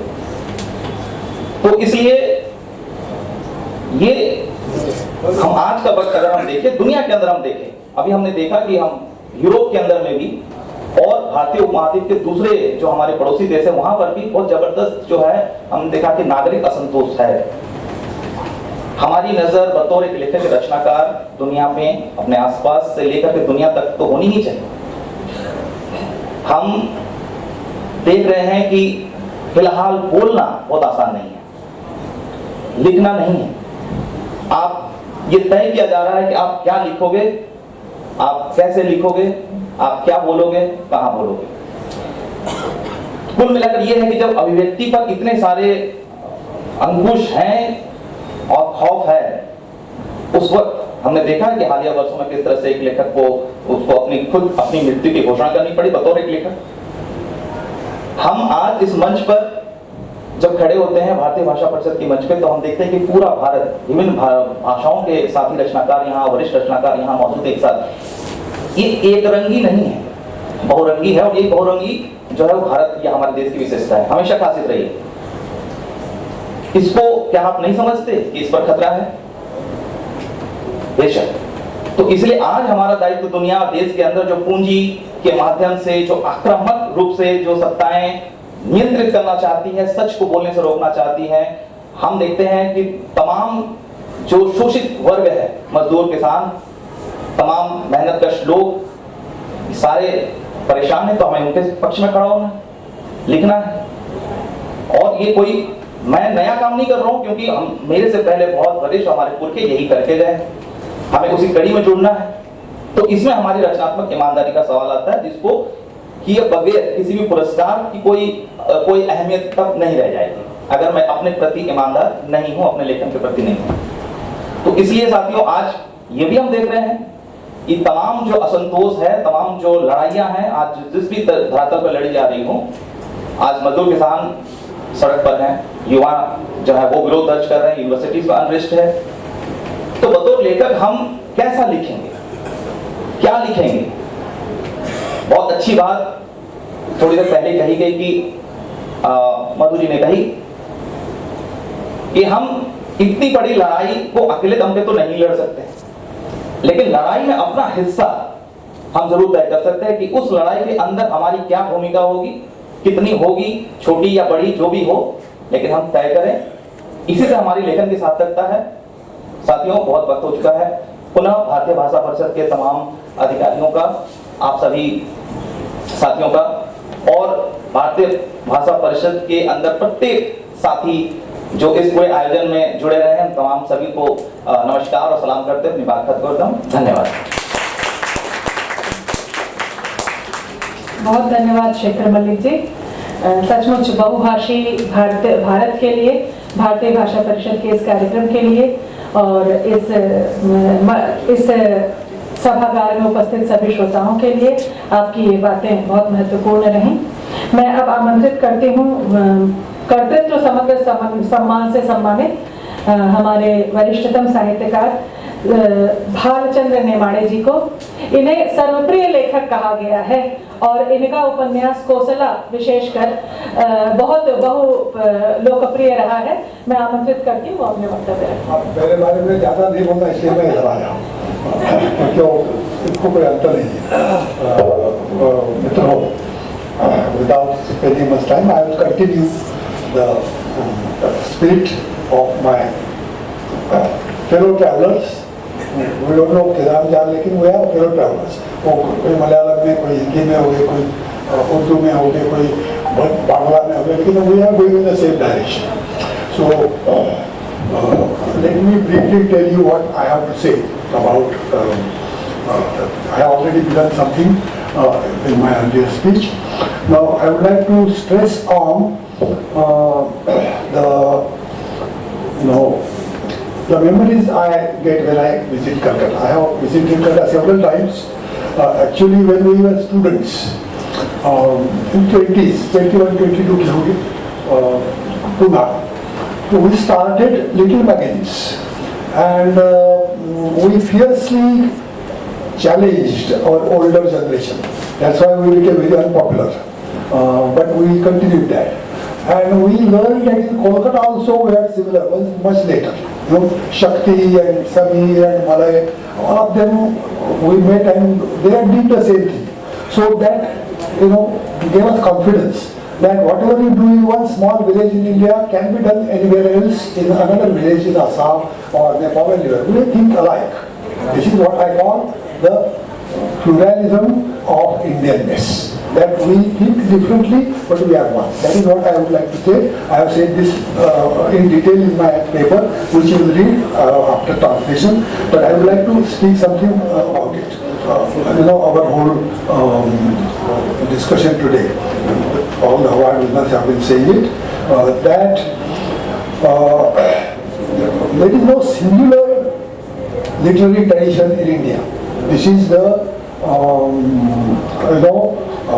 hazard the British colonialism has taught us. Before the British, we did not have this idea of what is Bengali and what is Assami and what is Odia. They were one. You know, Assam and Bengal and Odisha, there was no difference. Gujarat and Rajasthan and Maharashtra, there was no difference. They were all under Prakrit. This was the condition. And one person, as I already said, would write in several languages. You know, this tradition continues even today. You know, right? But it is disappearing. That is my sorrow. I sorrowfully note this. For example, I will tell you very recently that tradition is appearing. How Marathi speakers made very drastic contribution to other languages. You know, recently, earlier once I already said, you know, Tukaram has wrote in several languages, others is, and this is worth noting that hereafter, unfortunately, we don't find such writers. For example, I will tell you a few examples. Vedant Madhav Muktiboth, Marathi speaker, you know, from Amravati, Hindi mein, you know, is a revolutionary writer. D.R. Bendre, you know, Ambika Tale, he is a revolutionary writer, he is a Marathi speaker, revolutionary poet in Kannada. Then Madhusudan Sathe, he is supposed to be the founder of Dokra language. He is a Maharashtrian. You know, they fought in Panipat and they, Ahmad Shah Abdali caught them and kept them in Kabul for several months. Later on, they, Pune people, Sathe and others, they were left free. That will go back to your own place. You know, Ahmad Shah Abdali, although we say this, is a very liberal man. He was much better than the Peshwas, I tell you. Peshwas were very cruel and very drastic and very casteist. But Ahmad Shah Abdali wanted them to be safe and so he left them to Pune. But the Pune family said, you have eaten at the hands of Lynch. मुसलमान के आप 3 महीने रहे हो तो आप अभी हिंदू नहीं रहे, तो पुना से भाग जाओ. Even these people know Sathe and others were also Brahmins. They said, let you go to hell, we will have our own place. So they got in Jammu and Kashmir their place. Even now I went there, visited about 15 villages Marathi speakers. And one of them, Madhusudan Sathe, the founder of Dokra language, very recently recognized. Also, I will tell you, Kabir Radhakrishna Rao, the Odia people will tell you, the Maharashtrian, also a revolutionary figure in Kerala. So there will be many such people who have written in other languages. Bhosles, the kings. In Tamil, there is revolutionary contributions. Sayajirao Gaikwad in Gujarat made revolutionary. Vinoba Bhave wrote in several languages. All these are Marathi speakers, but they wrote in several languages without any fuss, without making any political issue of this. And I will tell you many examples of this kind where you find that one language in itself did not exist in India. But after the British model, one language, one nation, and one literature. German language, German literature, German nation. English language, and they have destroyed their own, minorities. They have destroyed minorities elsewhere also. In America, about 250 tribes were massacred. They used to go with machine guns and shoot at the aboriginals in America. And they teach us now human rights rights. Canada, Spanish people were more cruel, and they destroyed most of the tribes in South America, Brazil and others. But in India we have kept our country. That's why this caste and all this, which is not difficult to, it's not easy to demolish this, because they have been here and we have preserved them and we have kept them alive. This is the fact of Indianness, and that we have to continue to preserve. So what I wanted to suggest is that this Indianness, which is pluralism, has to be kept alive by us. And that's why I say that whatever comes into your mind, it is better to express. That's what all my colleagues have said. And our older writers have said the same. I remember now, what Tukaram said about this.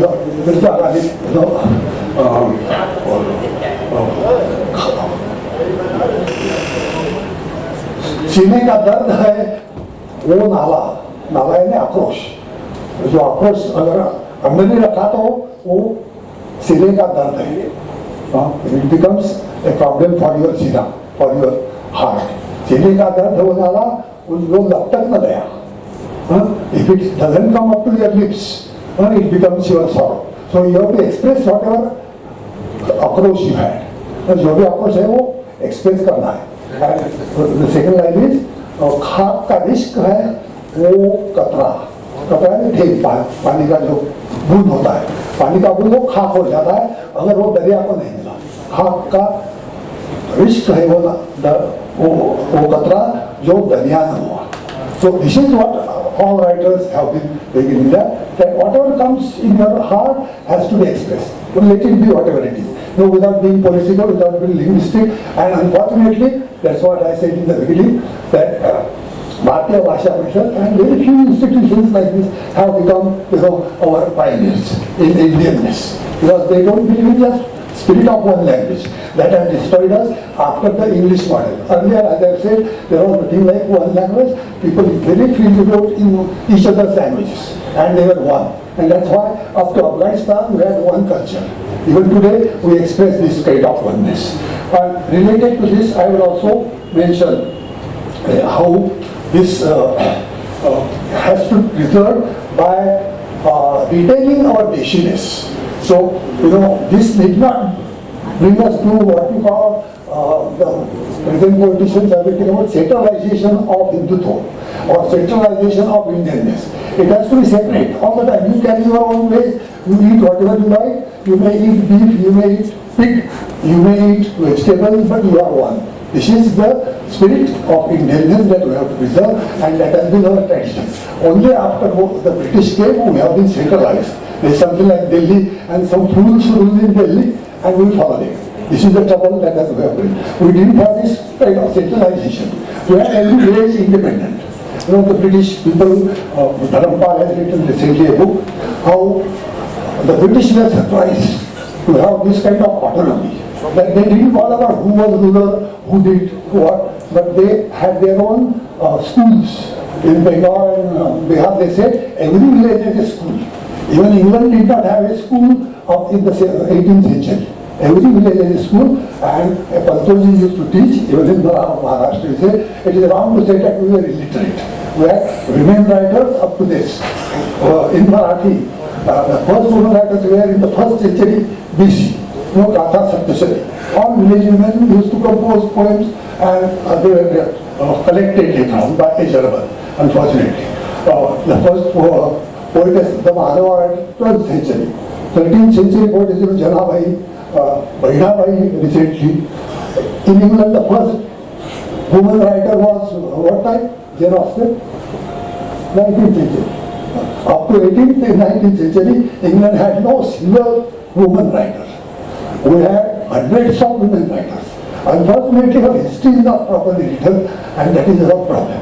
This is because of the centralization. There are some centers, from center we look at whole country, it is wrong. We have centers everywhere. It is in Malayalam, in Andaman, in Tamil Nadu, in Bengal, Orissa, everywhere. We are all,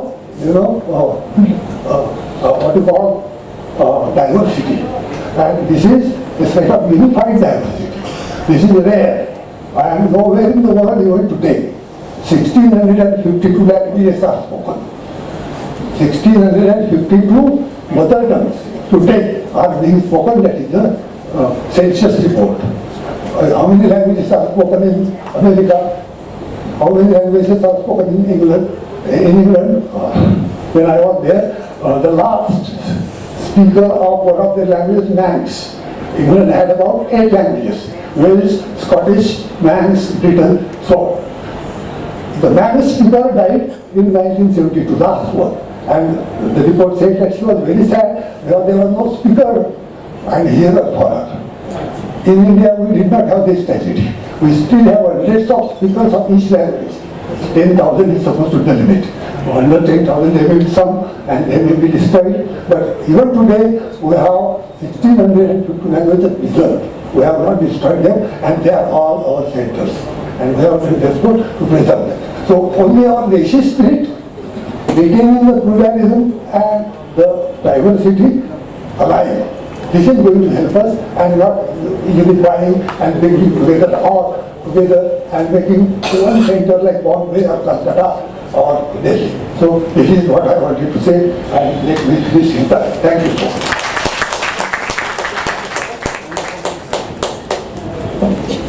बहुत धन्यवाद आदरणीय भालचंद्र नेमाणे जी। आपने बहुत ही सुंदर तरीके से कहा कि हृदय की अनुभूतियों का गंतव्य वास्तव में शब्दों तक पहुंच जाना, वाणी तक पहुंच जाना, शब्दों में व्यक्त हो जाना ही है। आपके प्रति हार्दिक आभार व्यक्त करते हुए मैं धन्यवाद ज्ञापन के लिए इस पूरे कार्यक्रम के समन्वयक, संयोजक, परिषद के निदेशक डॉक्टर शंभुनाथ जी को आमंत्रित करती हूँ।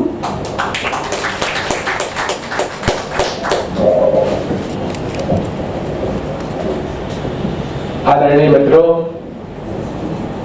आज का यह पुरस्कार समारोह एक तरह से यहाँ उपस्थित वरिष्ठ साहित्यकारों और युवा लेखकों, इन सभी के प्रति एक सामाजिक कृतज्ञता का बोध है। आप सबकी उपस्थिति के बीच भारतीय भाषा परिषद ये संभव कर पाई है। आप सबके आभारी हैं, और सबसे अधिक आभारी हैं इस समय बांग्ला के शीर्षस्थ कथाकार शीर्षेंदु मुखोपाध्याय हमारे बीच आरंभ से अंत तक बैठे रह गए, और उन्होंने अपने कर कमलों से हमारे इतने गणमान्य साहित्यकारों को सम्मानित किया। हम उनके प्रति बहुत आभार व्यक्त करते हैं। इसके अलावा भारत के विभिन्न प्रांतों से आए जो हमारे 8 जो साहित्यकार हैं, इंद्रधनुष में तो 7 रंग होते हैं, लेकिन यहाँ पर 8 रंग है। ये 8वां रंग जो है, ये जो 8वां रंग है वो हमारे भालचंद्र नेमाणे जी का भाषण है। तो मैं नेमाणे जी का हमारे ये प्रतिभा राय जी यहाँ उपस्थित हैं, इसके दूर से आए हैं, और आंध्र प्रदेश से हमारे एन गोपी जी आए हैं, और ढाका से, बांग्लादेश से चल करके, हालांकि है वो कोलकाता की वरिष्ठ कथाकार, बहुत ही राष्ट्रीय ख्याति की हिंदी कथाकार मधु काकड़िया जी हैं, और मलयालम से कितना सुंदर गीत। अब देखिए, जब आप गीत सुन रहे होंगे तो उस समय आप महसूस कर रहे होंगे कि संगीत की कोई भाषा नहीं होती है। आपके आम भाषा में शब्द होते हैं, लेकिन संगीत में सीधे वाक्य होता है, उसमें बीच में कोई शब्द नहीं होता है। और शब्द नहीं होता इसलिए वो कम्युनिकेटिव भी होता है। तो अलग मलयालम में होकर के भी इन्होंने अपनी भावनाओं को हमसे कम्युनिकेट किया। बहुत बहुत आभारी है एम एस कृष्णन जी के और हमारे राजस्थानी भाषा के और हिंदी में भी लिखते हैं ओम नागर जी के बहुत बहुत आभारी हैं। वांगथोई खमन हमारे मणिपुर से आए हैं और मणिपुर से उनका आना हमारे लिए बहुत ही अर्थ रखता है। हम उनसे बहुत कृतज्ञ हैं और हमारे शेखर मलिक तमिल वागत के बहुत अच्छे लेखक हैं, इनके प्रति भी कृतज्ञता और आप सबको बधाई और शुभकामनाएं। इन्हीं के साथ में अल्पाहार की व्यवस्था है, आपसे अनुरोध है कि आप बाहर चल करके हल्का सा अल्पाहार भोजन ग्रहण करें, चाय ग्रहण करें। आज की सभा यहीं समाप्त होती है। बहुत बहुत धन्यवाद।